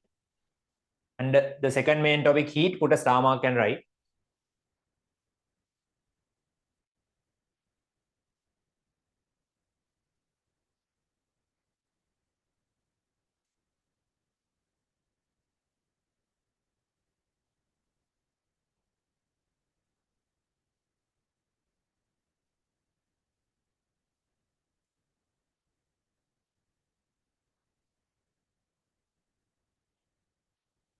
Heat exchange of a system. Heat exchange or heat flow of a system can be calculated or is calculated. Heat flow of a system is calculated using the equation below. Using the equation below. Right? Using the equation below. Heat flow of a system is calculated using the equation below. And write down Q equals mc theta. Don't write anything else. Just write Q equals mc theta and name the parameters. This is exchanged heat energy. This is mass of the system, specific heat capacity, and temperature difference or temperature change. And after the interval, we'll Just arrange the note. Now you know everything. You knew everything actually, all of our stuff. We'll arrange these later. Hari. Then it's 9:50. Have an interval until 10. Drink some water. Relax a little bit. Podak posture එක එහෙම වෙනස් කරගෙන join at 10. Hari, you can stay on the meeting if you want. Hari, we'll continue and we'll finish this part and we'll start the main part, the main part, which is enthalpy. Hari, in like 10 to 15 minutes. Hari, go ahead. Hari.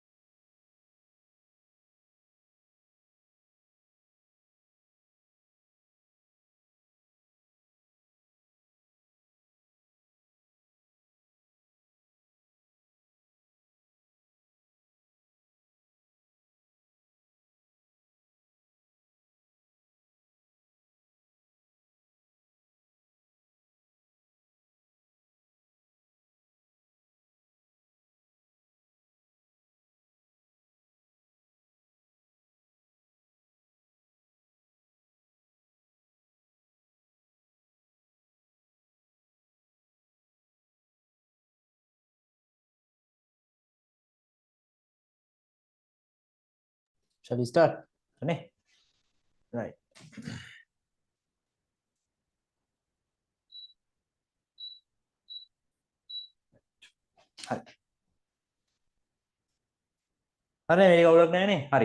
Now we have roughly 1 hour.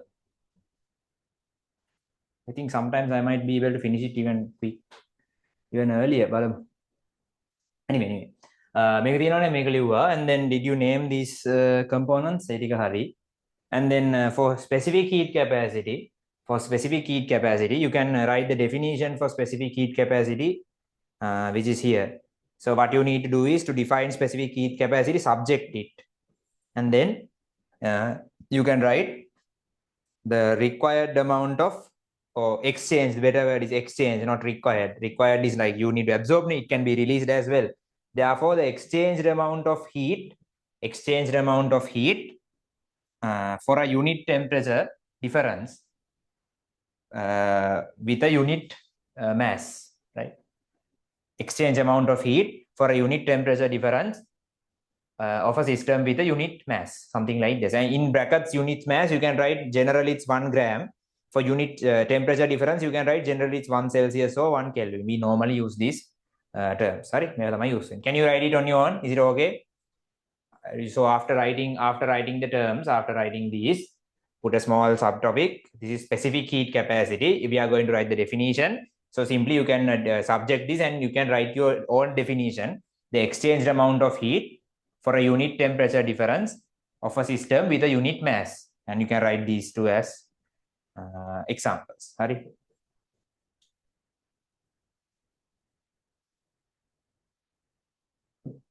Then the unit of this can be given as this unit is joule normally. This is joule, this is gram, this is Celsius or Kelvin. Therefore, joules per gram per Celsius or per Kelvin, doesn't matter, both are the same.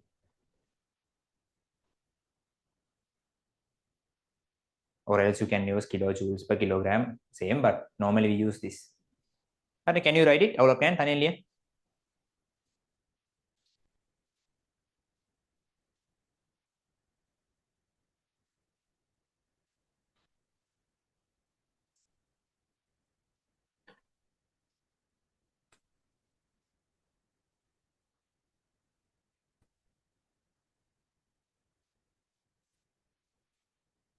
Sorry?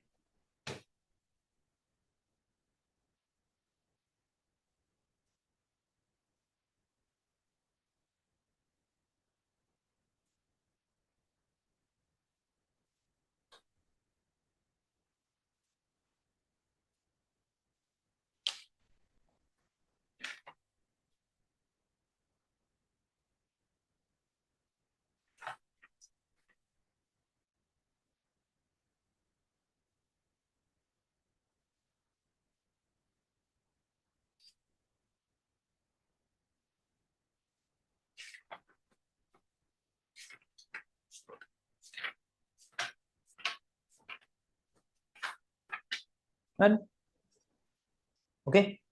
Hi. Can you please repeat the sentence? Okay. What I said was exchanged amount of heat for a unit temperature with a system of a unit mass. Exchanged amount of heat for a unit temperature difference. For a unit temperature difference with a system of unit mass. And you can write the units for unit masses, unit temperature differences, and unit of C.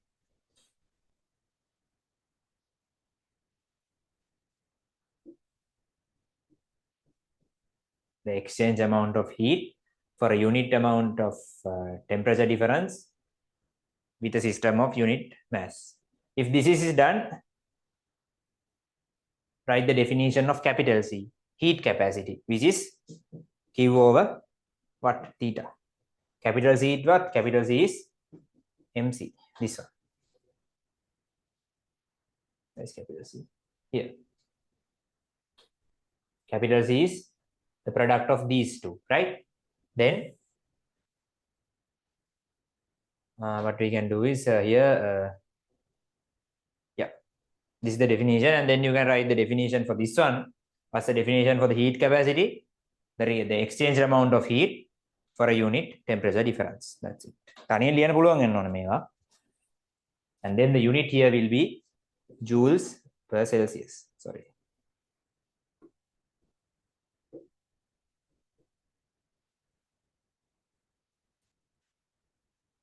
Anilian, if you want any guidance, put it in the chat. නිකන් සද්ද නැතුව ඉන්න එපා. මොන හරි තේරෙන්නේ නැත්නම් අහන්න. Always ask.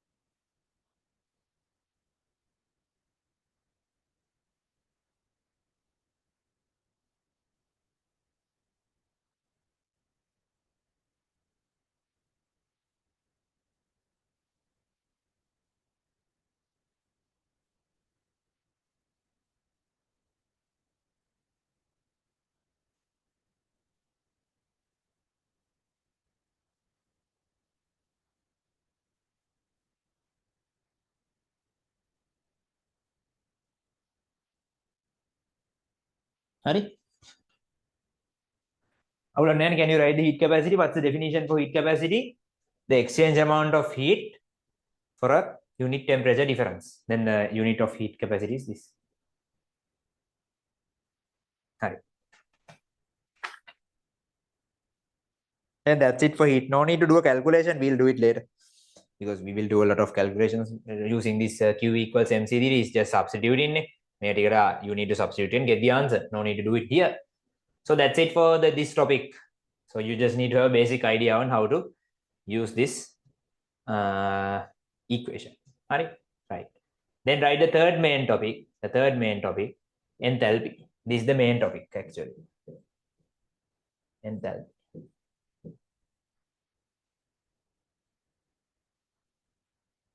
This is the main topic, enthalpy.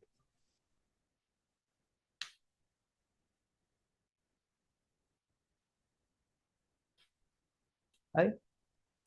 This is the main topic. Is it are you tired? Nane? It might be a little bit boring. I can feel it for myself also when I am teaching theory. There's a slight difference than teaching a calculation. But that's how it is. If to become good with chemistry, you need to manage both. It's slightly biased towards theory, let's say so, but a significant portion contains calculations as well. But you need to be able to know the theory. Theory you need to absorb it. That's how it is. And how many days do we have? 4 levels. I just always want to keep in track. How many days do we have? 500 and how much? දානෝනේ වෙනද කවුරු හරි එක්කනේ. එයා නැද්ද අද?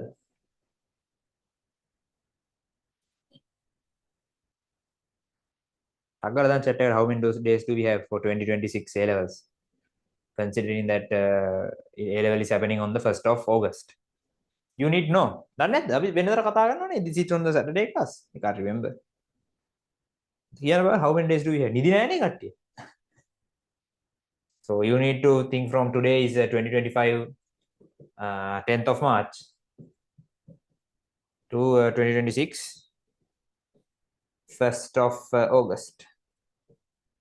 Okay, they are here. How much? 509 now. Okay, not a lot. Not a lot. To understand whether this is a lot or not, what you should do is you need to think 509 days backwards. Think 509 days backwards. So roughly 509 days is if we divide this by 30-day months, then that's roughly 16 months. Let's say 17 months. 17 months. Then 17 months from here is 2023. October 10th again, something like this. No, not 17. Yeah, 17, something like this. So 3 months here, 2 months here, and then the entire 2024 year. So that's 17 months. So when did we start A-levels? When did you start your A-levels? Is it last year May? Last year May again? Last year June again, June 2024, okay. Then when did we, what?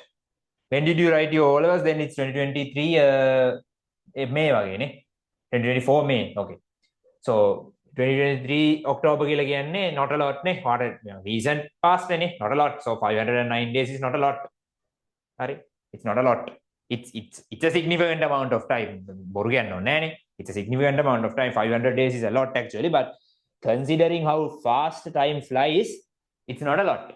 And you have to do a significant amount of work. We have roughly done about 10 to 15% of A-levels up to now. Hari, not only for chemistry, considering all the subjects.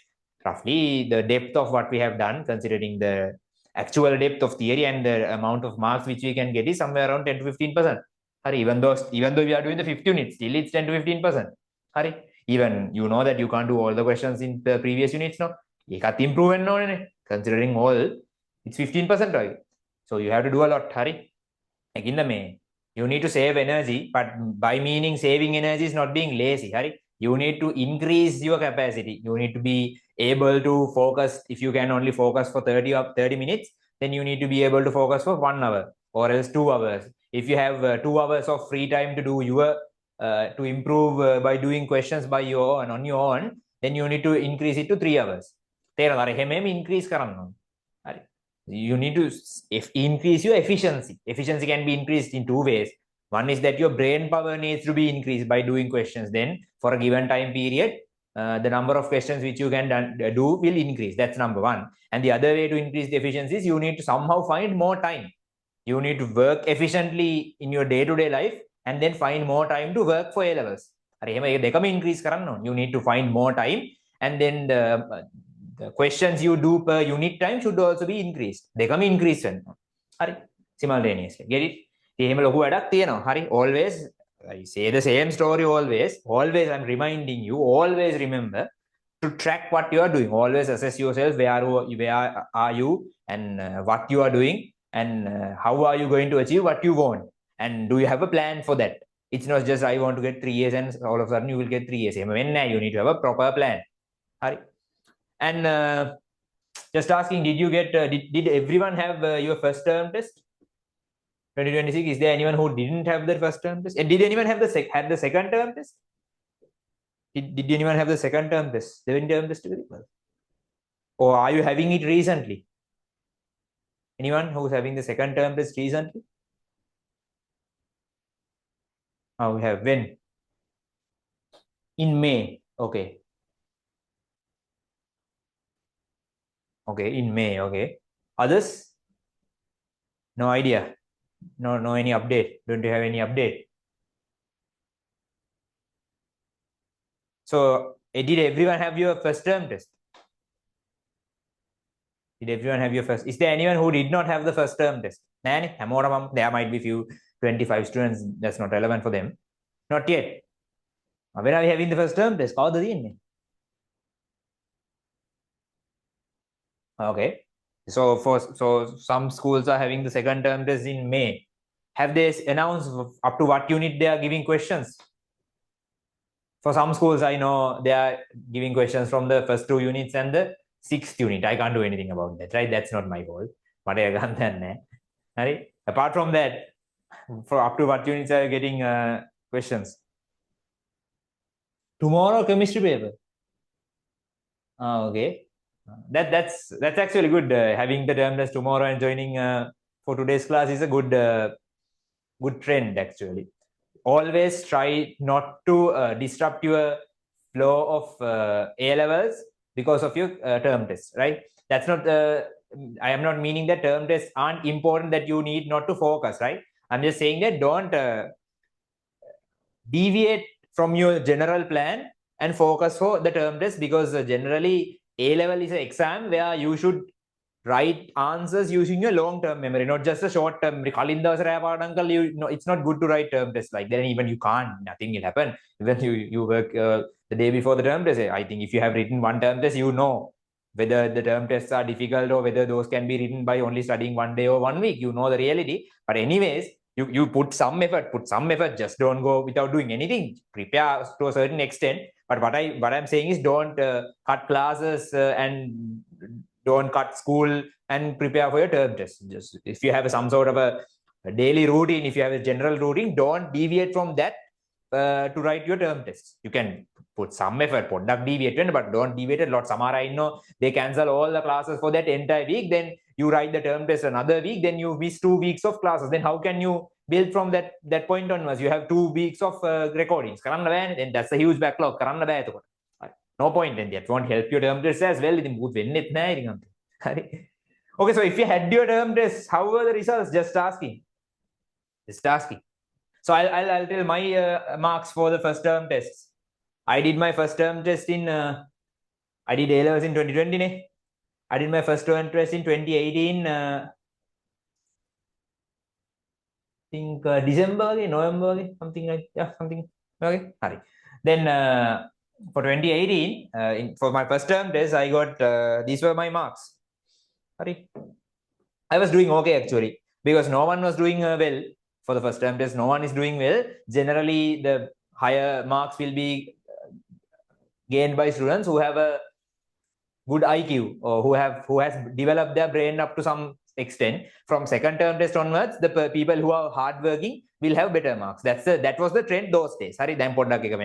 But generally those days, for the first term test, no one had a clue of what was happening. Therefore, the person with a better calculation ability or better thinking ability or generally IQ from all levels got better ranks. From the first term test onwards, people start to move their ranks. So I had a okay rank. I think I was in the top 10, then 7th or 8th, I can't remember. So what I had was, I think I can remember, I had 62 for chemistry, which was good. And I had 61 for physics, which was again good. So this wasn't because I worked well, simply because the papers were given from the first or second unit. The papers were easy. Since I did well in my O-levels, I did well in the first term test. That's it. From here onwards, everything went down. For maths, I had, I think 39. Again, that was a good mark. Those days for that paper, 39 was good. So I was, I think, 7th. 7th or 6th, I can't remember. From here onwards, it was just going down until like the second term test of 13. No, first term test. Okay. So for an entire year, my marks went down, and then I had to work significantly hard, which was kind of lucky. I don't know. Somehow I got it up afterwards. I think the last term class first roughly, I think. Somehow and those days, what we were instructed was to try to be on at least the top 10, not top 10, top 6. If you want to attend, let's say, engineering faculty or medical faculty, then your goal should be somewhere around the top 10. If it is Moratuwa or Colombo, it should be somewhere around top 6, top 5, because that's the normal amount which selects to those faculties. That was those days in our school. That can depend from school to school and year to year, depending on the IQ levels or the amount of work they are putting. So you need to check whether, according to your goal, I don't know whether your goal is to go to engineering, medicine, or Moratuwa or whatever. There should be a goal. You need to do physical. You need to do physiotherapy. A goal according to that, you need to have one. If not for a profession, have one goal for a result. So always it should be 3 years. Always your goal should be only 3 years. After getting 3 years, you can decide whether you are continuing university or not. You can do something else. You can do something completely else. That doesn't matter. That's fine. But you need to understand that you need to get 3 years. That's the first goal. Then for 3 years, you need to check, okay, at my term test, what mark should I maintain? What rank should I maintain? You need to have a goal. Is it top 5, top 3, even for some classes, being class first might not be enough. They are not, depending on the class. So how were your marks? I don't know. I can't force anyone to say their marks. Physical class again. So if you are willing to tell me your marks, just tell me. Keep it in. Just your marks for chemistry, physics, and maths or bio. නිකන් කියන් යන්න doesn't matter for all the subjects. Just tell me. I just it's just fine. අපිට අද වැඩි වැඩ නැහැ කරන්න. That's why I just want to. Okay. Others. පුළුවන් නම් class එකේ rank එකක් දාන්න just to get an idea. Just give me the rank. Then I know, because if you just say your marks, I won't get a clear idea, because the ranges are very different. For some schools, for maths 80 is not good. For some schools, even 30 is good, depending on the difficulty of the paper. That's why.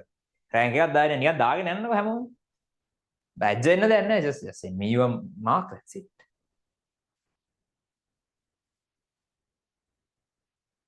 Okay, interesting. හැමෝම දාගෙන යන්නේ ඉතින් ලැජ්ජ වෙන්න එපා.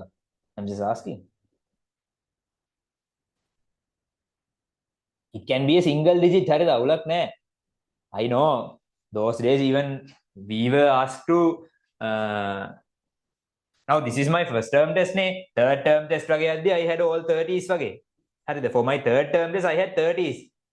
And it was going rapidly down. හරිද? මට තේරෙනවා මේක කෙල වෙනවා. I had no clue. There was no one to teach me. Now I am guiding you, do this, do that. Likewise. But those days I had absolutely no clue what to do. හරිද? අර charter වෙලා තිබ්බේ. Somehow because of the Easter attack bombing and because of Corona, I got a good result. Simple as that. Being honest, I have said this previously. I had time, because now I have that's why I'm saying always try to assess yourself, because otherwise you will be repeating the entire process, the same process.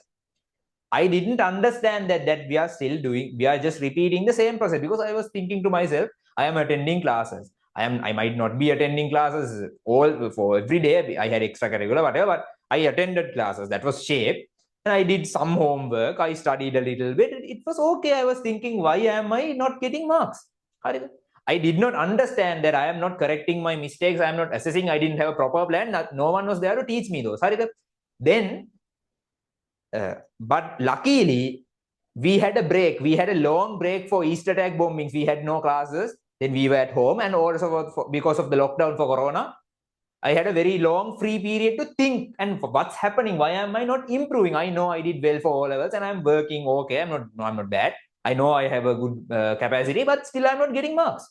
Then only I realized that, okay, this is the error I'm making. I'm not assessing. I'm not correcting my mistakes. Right? I'm not understanding how to write according to a marking. I'm not completing these theories, and for all papers, I'm not scoring for those parts. Assessing part, analyzing part, same idea here. There can be students who now most of the students I know have a high ego. දැන් ඔයගොල්ලෝ ලකුණු කියන්න ගියාම කියන්නේ නැත්තේ because of your ego. හරිද? You know that you got good results for your O levels, and now you are not getting good results. Now you are getting 8s, 9s, 20s, 30s. Now you don't want to tell it. Even when some of your parents call me, they say that අපේ ළමයා හොඳට වැඩ කරා O levels කරලා දැන් පොඩ්ඩක් ලකුණු වලට. Even they have that ego පොඩ්ඩක්. That's okay. That should be the case. පොඩි ego එකක් තියෙන්න ඕනේ. හරි? But now the issue is that you are unable to maintain the ego because you are not scoring. What you should do is you need to figure out a plan. That's why I'm asking marks. අනිත් අර දාන ලැජ්ජද? ඔගේ half වගේ දාලා තියෙනවා ලකුණු. අනිත් අර දාන ලැජ්ජයිද? දාන්න බැරිද ලකුණු? No one can see, only I can see the marks. දාමු රක් ගාලා දාමු. I'll give you 2 minutes. Send me your marks.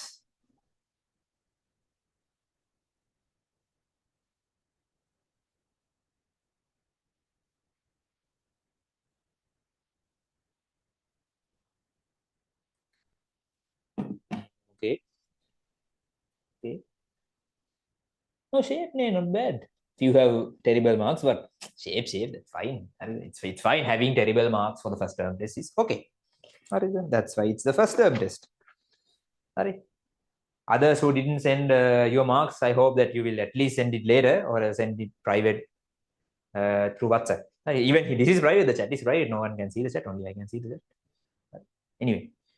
Hari, then let's again continue what we were doing. Hari, I just always want to keep you motivated, but you need to have the discipline, right?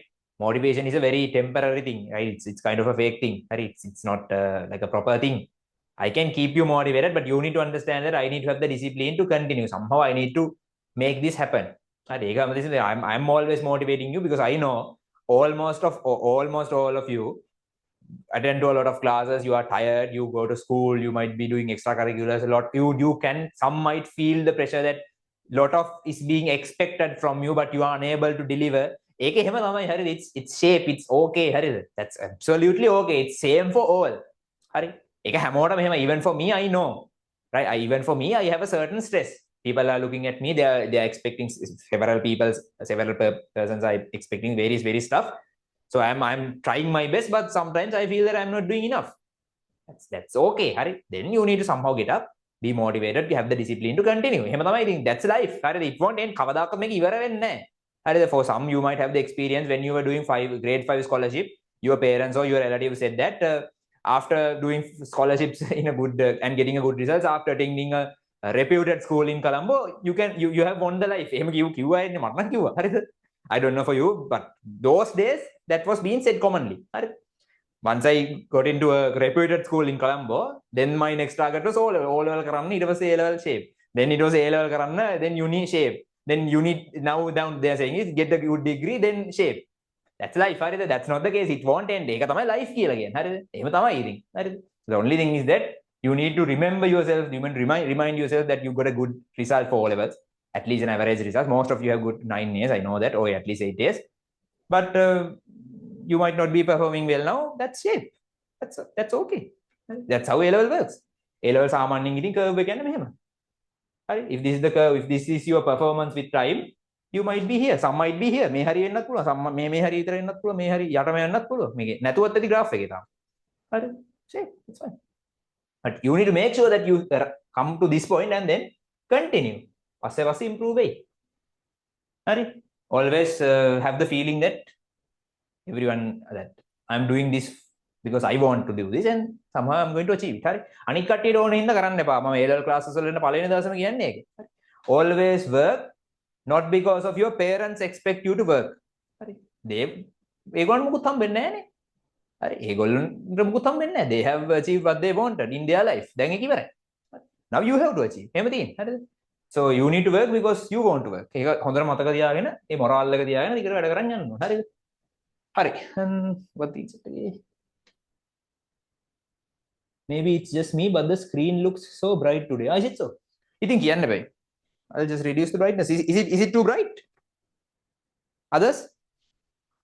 If you said, I could have decreased it. Is the screen too bright? Then even though we have 30 more minutes, I'll reduce the brightness. Where is it?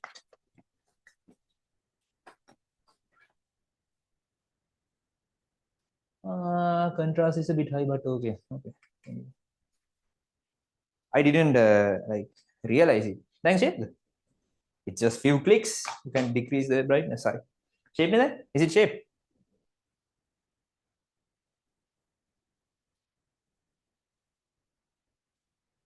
Is it okay now? Is it is it better now, or do I need to do it more?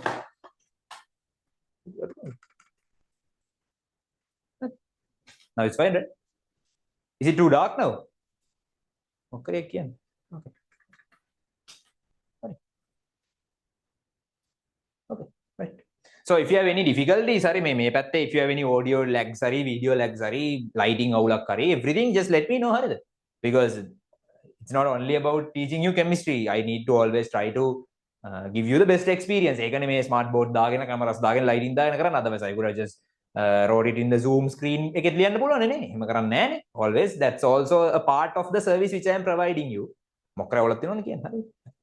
Right, okay. Then let's continue. Hari.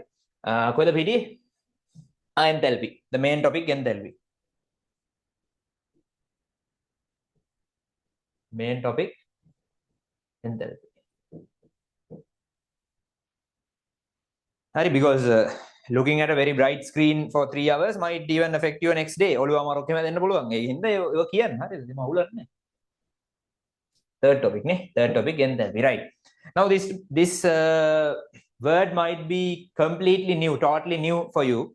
The idea of enthalpy is simply the exchange of heat or flow of heat under constant pressure. That's just a definition, right? the exchange or flow of heat under or at constant pressure. No need to bother thinking why it's under constant pressure. It's just the definition. The important point of this is once we progress with this unit, some students develop an understanding which is false, thinking that the definition also has a part saying it's at under constant temperature as well. So you need to keep it in mind that it's not a part, because there are few theories which might like make you think so. එහෙම හිතෙන්න පුළුවන් theory කැලි ටිකක් ඉස්සරහට ඉගෙන ගන්නවා. Therefore make sure that you know it's only at constant pressure, not only not at constant temperature. So we have to write that as well. There's not part of a definition saying it's at constant pressure. දැන් මේක importance එක තේරෙන්නේ නැති වෙයි. හරි, later you will understand. Even in MCQ questions they say the definition is enthalpy is the heat flow at constant pressure and temperature. Then that's wrong. Most of the students will take it as correct. හරිද? Right. And enthalpy, put a star mark and write the definition. Put a star mark and write the definition. Put a star mark and write the definition.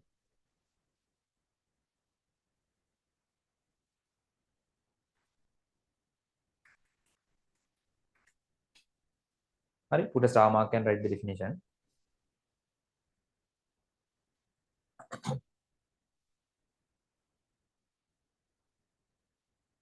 The heat flow or the heat exchange,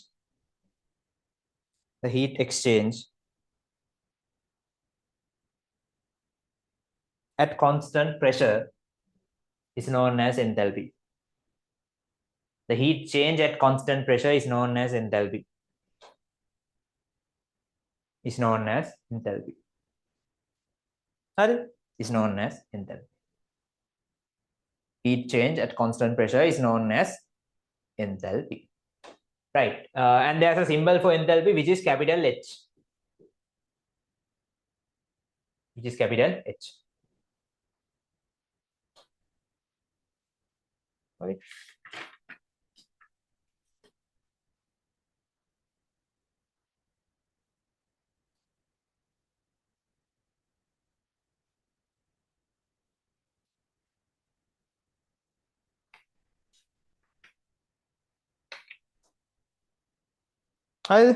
Okay.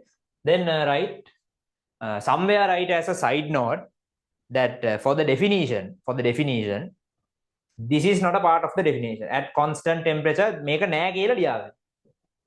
Because later onwards this will be important. Now you don't get the importance, but make a නෑ කියලා clearly කොහෙර ලියාගන්න that this is not included. If they give a sentence saying that this is included for the definition of enthalpy, that's incorrect. හරි, එච්චරයි. Right?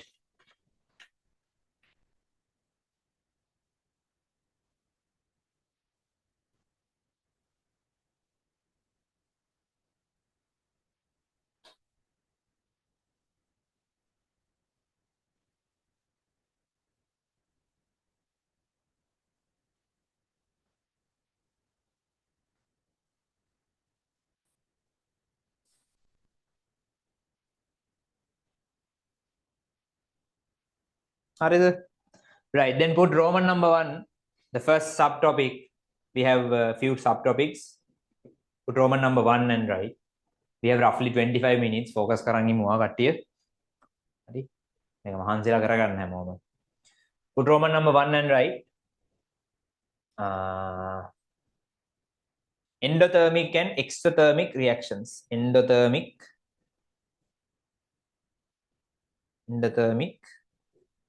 and exothermic reactions.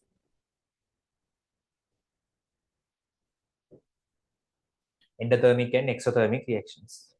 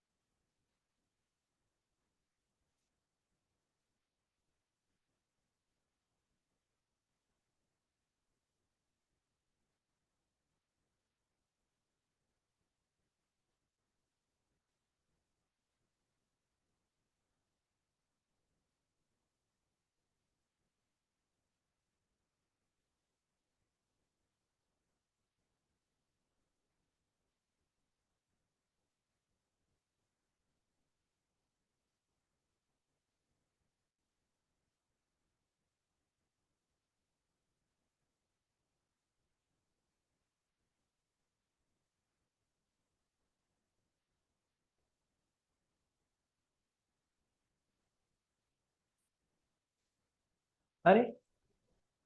Endothermic and exothermic reactions. Have you learned this in O levels? Do you know what endothermic or exothermic is? දන්නවද? You know? Okay. Absorb the energy. Okay, you know, right. So the idea of endothermic is that heat. We are from here onwards we are talking about only thermal energy or else heat. Heat is absorbed when a heat is absorbed, it is known as endothermic. When heat is released or emitted, it is known as exothermic. Simple as that. හරිද? So let's say that this is a reaction. That this is a reaction. හරිද?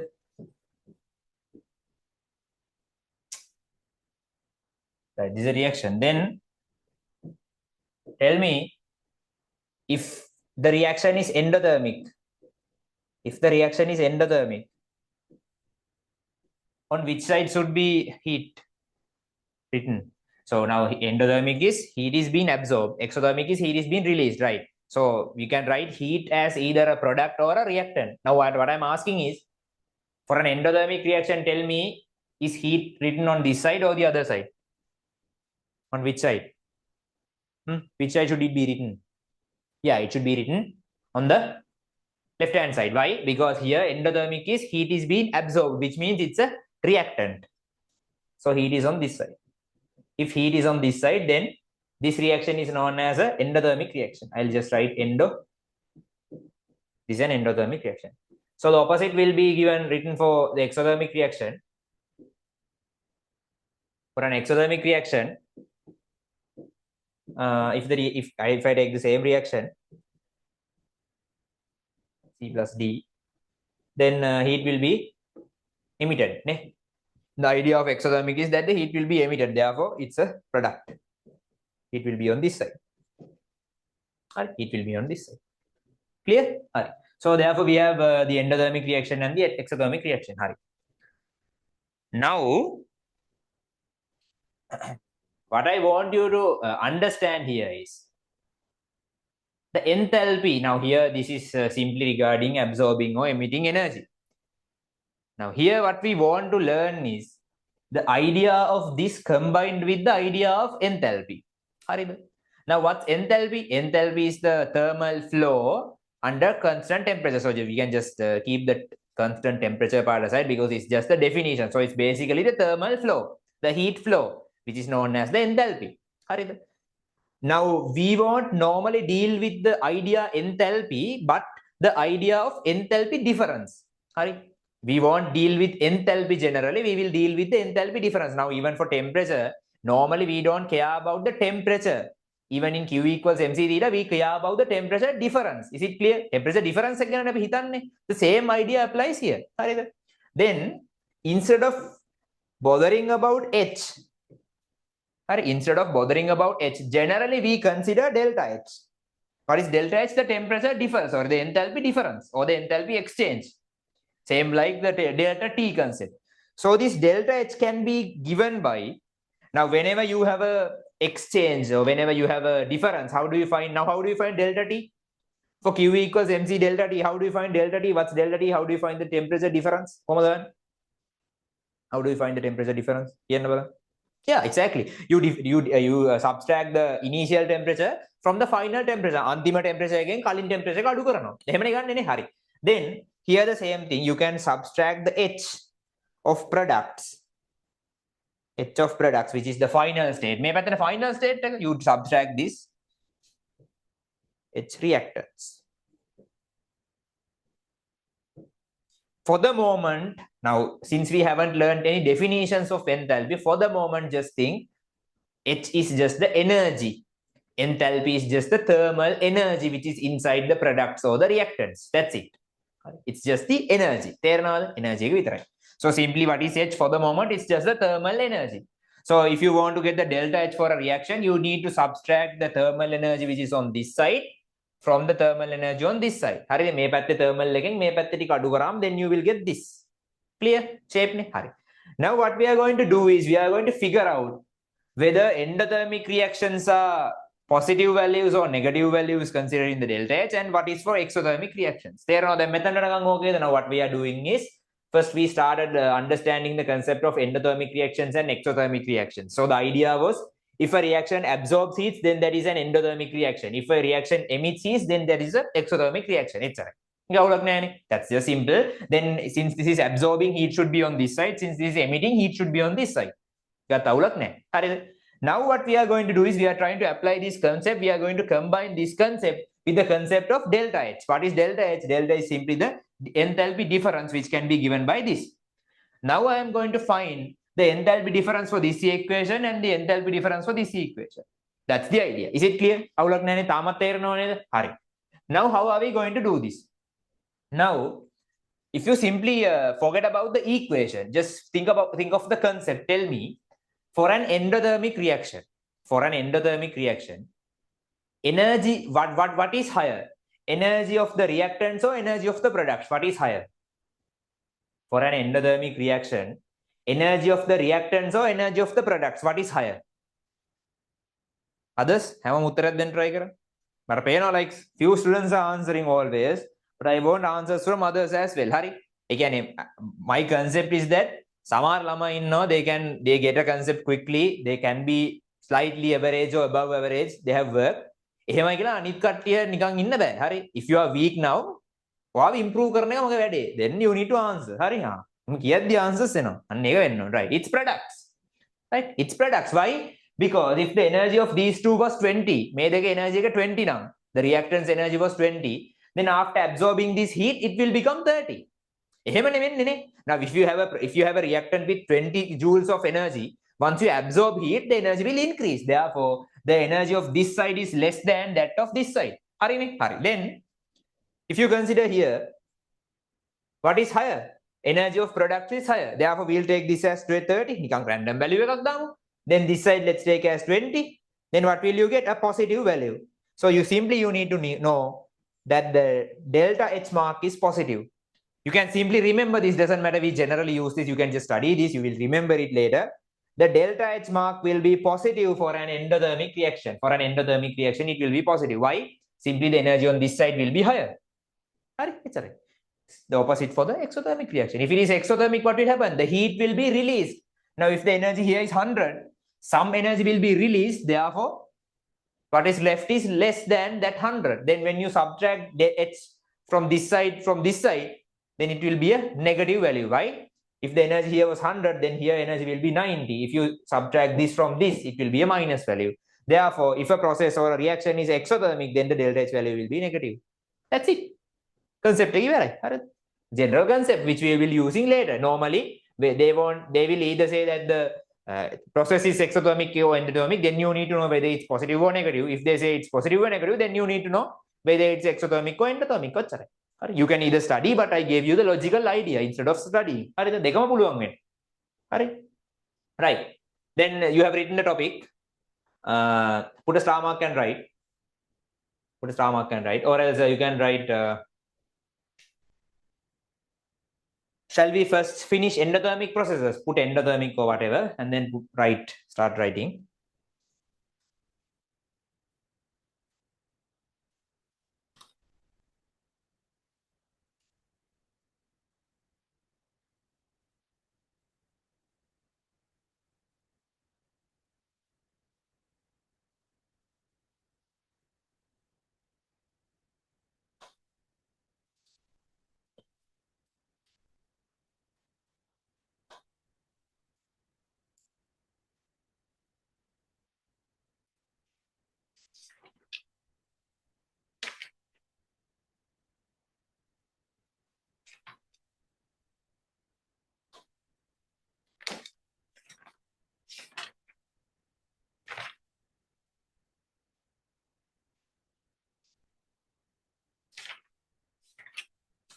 Put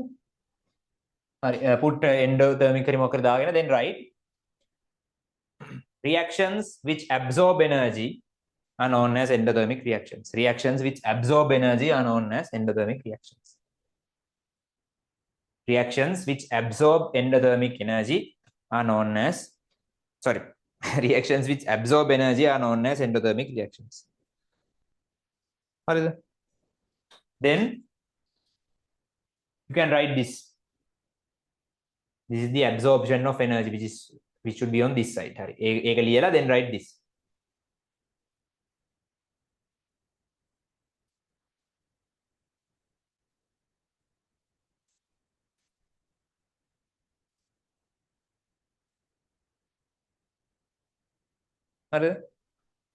Reactions which absorb energy is known as endothermic reactions. Then write this.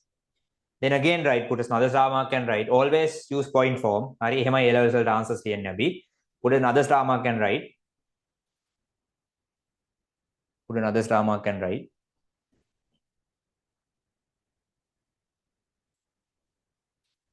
Put another star mark and write.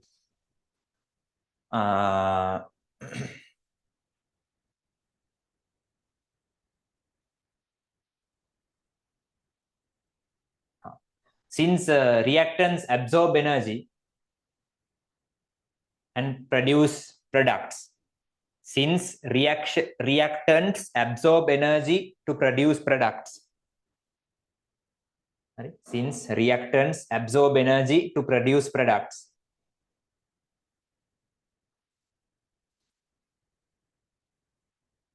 You can either write it using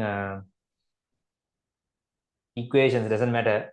H products is higher than H reactants. Since these reactants do absorb heat to produce products, this is the case. You can complete the sentence. That's point number 3. Definition, equation, point number 3 is that.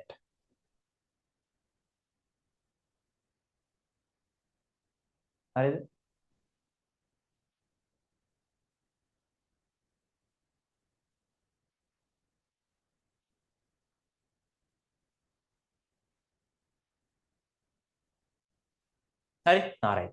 Then write the equation. Then write the equation. This is the 4th point. Write the equation.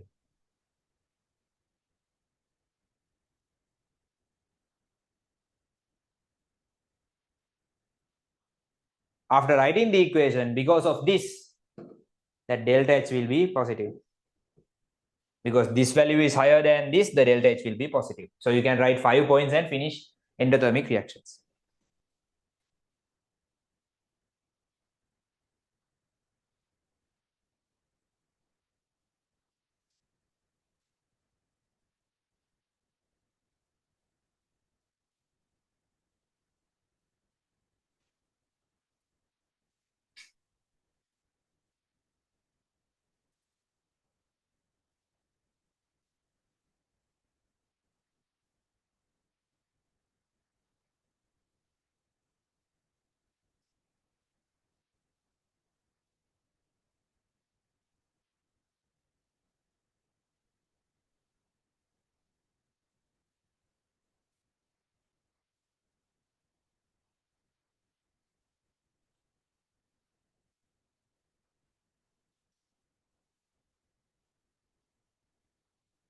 Sorry. Is it clear? So what were the 5 points? The definition, then the equation, then that one, then this equation, and then finally the answer, which is delta H is positive. Delta H is positive, or as you can write simply delta H is this. Then I want you to repeat the entire procedure for exothermic reactions. Write exothermic reactions. Try to do it on your own. බලන්න exothermic තනියෙන් ලියන්න පුළුවන් කියලා ඔක්කොම ටික. For exothermic reactions, write the definition. What is the definition? A reaction which emits energy or emits heat energy, whatever. Then you need to write this. Then you need to write, since reactants emit energy to form products, that the equation should be this. H products is less than H reactants. Right? The exact opposite of what we wrote here. Right? Then this equation. Then the final result is that delta H is what? Negative. For this one, delta H is positive. That's the standard what I expect you, Hari, from you. තාම අමාරු නම් ඒක අහන්න ප්‍රශ්නයක් නැහැ. delta H is negative.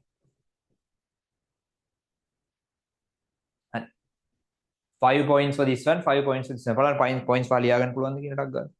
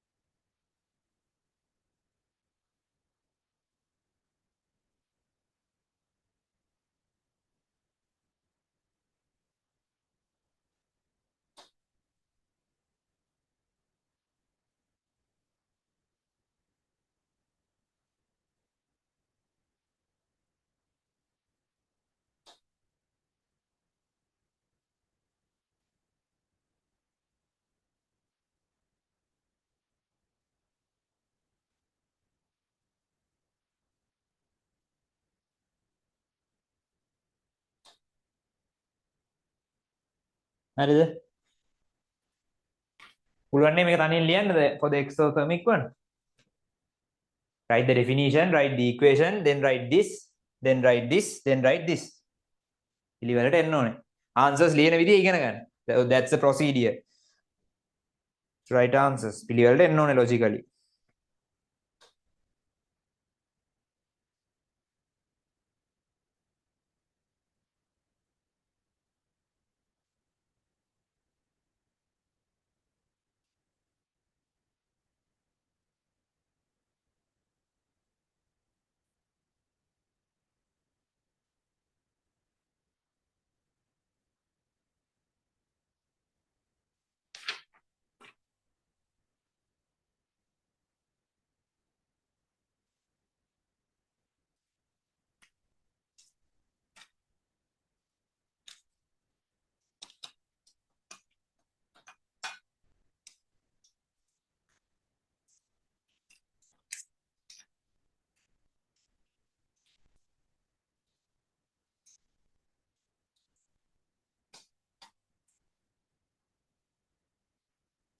Okay. Then that's it. I think. If this is okay, shall we check whether we know examples for endothermic and exothermic reactions? Tell me a few examples for, and we will be discussing these in a more theoretical manner later. But for the moment, can you give me a few examples for endothermic and exothermic reactions? Do they give us delta H values? Yeah. So when we start doing calculations, you will understand there are 5 mechanisms to do enthalpy calculations. That will be done later. Next week, you have to learn definitions of enthalpy. There are 14 types of enthalpy. That's a big thing. This is just a basic idea. Examples for either endothermic or exothermic reactions according to your knowledge. What do we have? What examples do we have?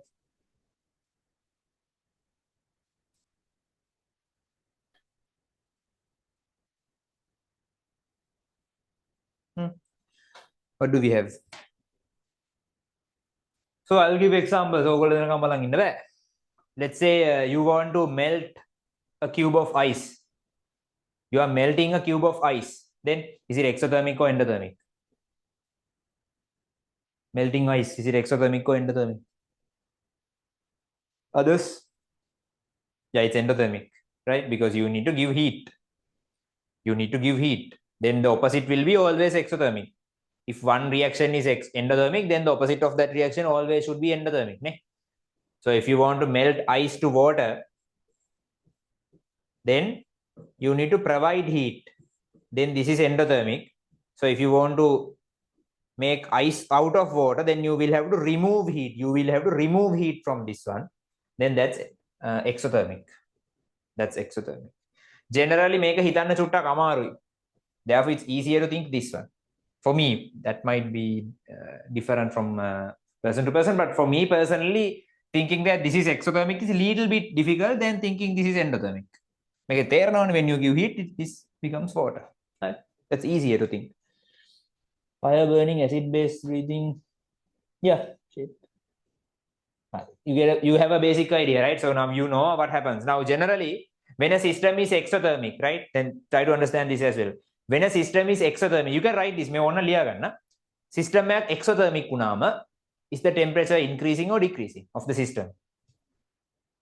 If a system is exothermic, what happens to the temperature? Whether will it increase or decrease?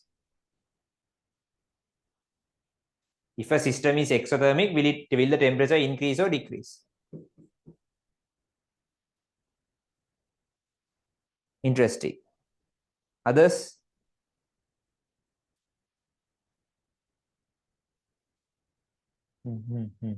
Yeah. So it's like this. When they ask about the temperature, Hari, now if let's say, do we have that water bottle? Nani? Hari, anyway, assume that this is the water bottle. This is the water bottle. Then normally when they ask whether the temperature increases or decreases, we consider the temperature in the surface. Normally when they ask about whether the temperature increases or decreases, that's about the surrounding.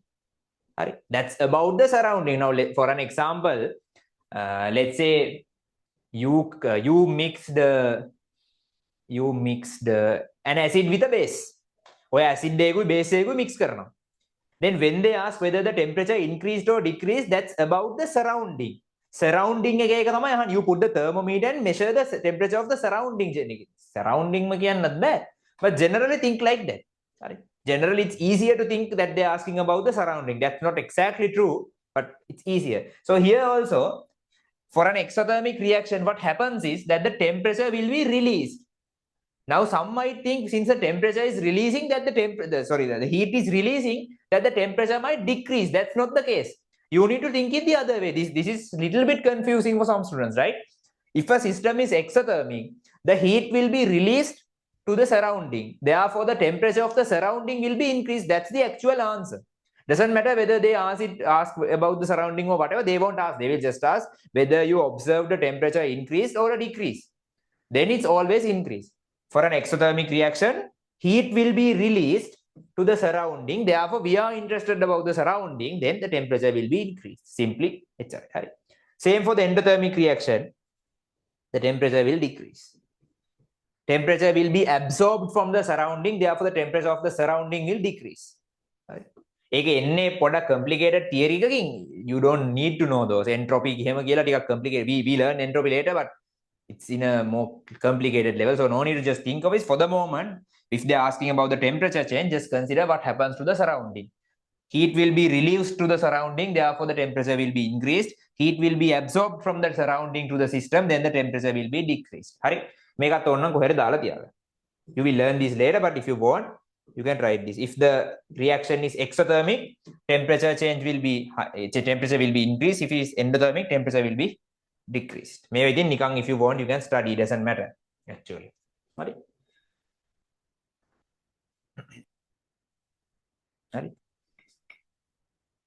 Clear neda? Right. Then if it is clear, that's it for today. Right? May මොන හරි තියෙනවා නම් always the same stuff. If you want anything to be clarified, you can ask. Always you can ask for the recording as well. And a small reminder that some student might be able to join today without making the payment for the website, because today is the 10th. I think I have mentioned this. Still students are asking, you can join to the class through the website without making a payment before and on the 10th.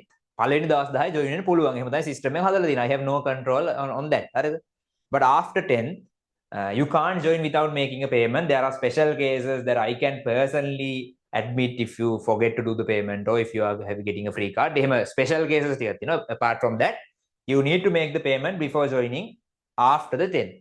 Then for next week, that's applicable. හරි තේරෙනවද මේ සතිය අහලා තිබ්බ කීප දෙනෙක් can I join without making pay? Yes, you can, because it's the 10th. හරිද? Right. ඒක පොඩ්ඩක් බලන්න. And so next week, එහෙම එකක් තියෙනවා joining through the website. And also next week, tutes will be released. So I will be sending 2 batches of tutes. Sorry. So if you have made the payment by now, you will receive the tute from the first batch. If not, there will be a slight delay. So I can't avoid it. Ne? I think I explained that because I can't just send the tutes without the payments being made. I think that's understandable. So if we want the tute by next week, I'll just screen share. But mainly we will be requiring tute by the 4th week. Then for everyone, shape ne. Then that's it. If you have any issues, ask me. And also another thing, that we had a question discussion. I think you are aware. We had a question discussion for gas laws, and we discussed difficult questions, which were some were extremely difficult from our tute. So if you couldn't join that session, request me for the recording. I won't just send the recording to the group. If you want that, you can request. Then I'll send you the recording. If everything is understood, then that's it for today. Yeah. Thank you for joining. And there's a message. Thank you.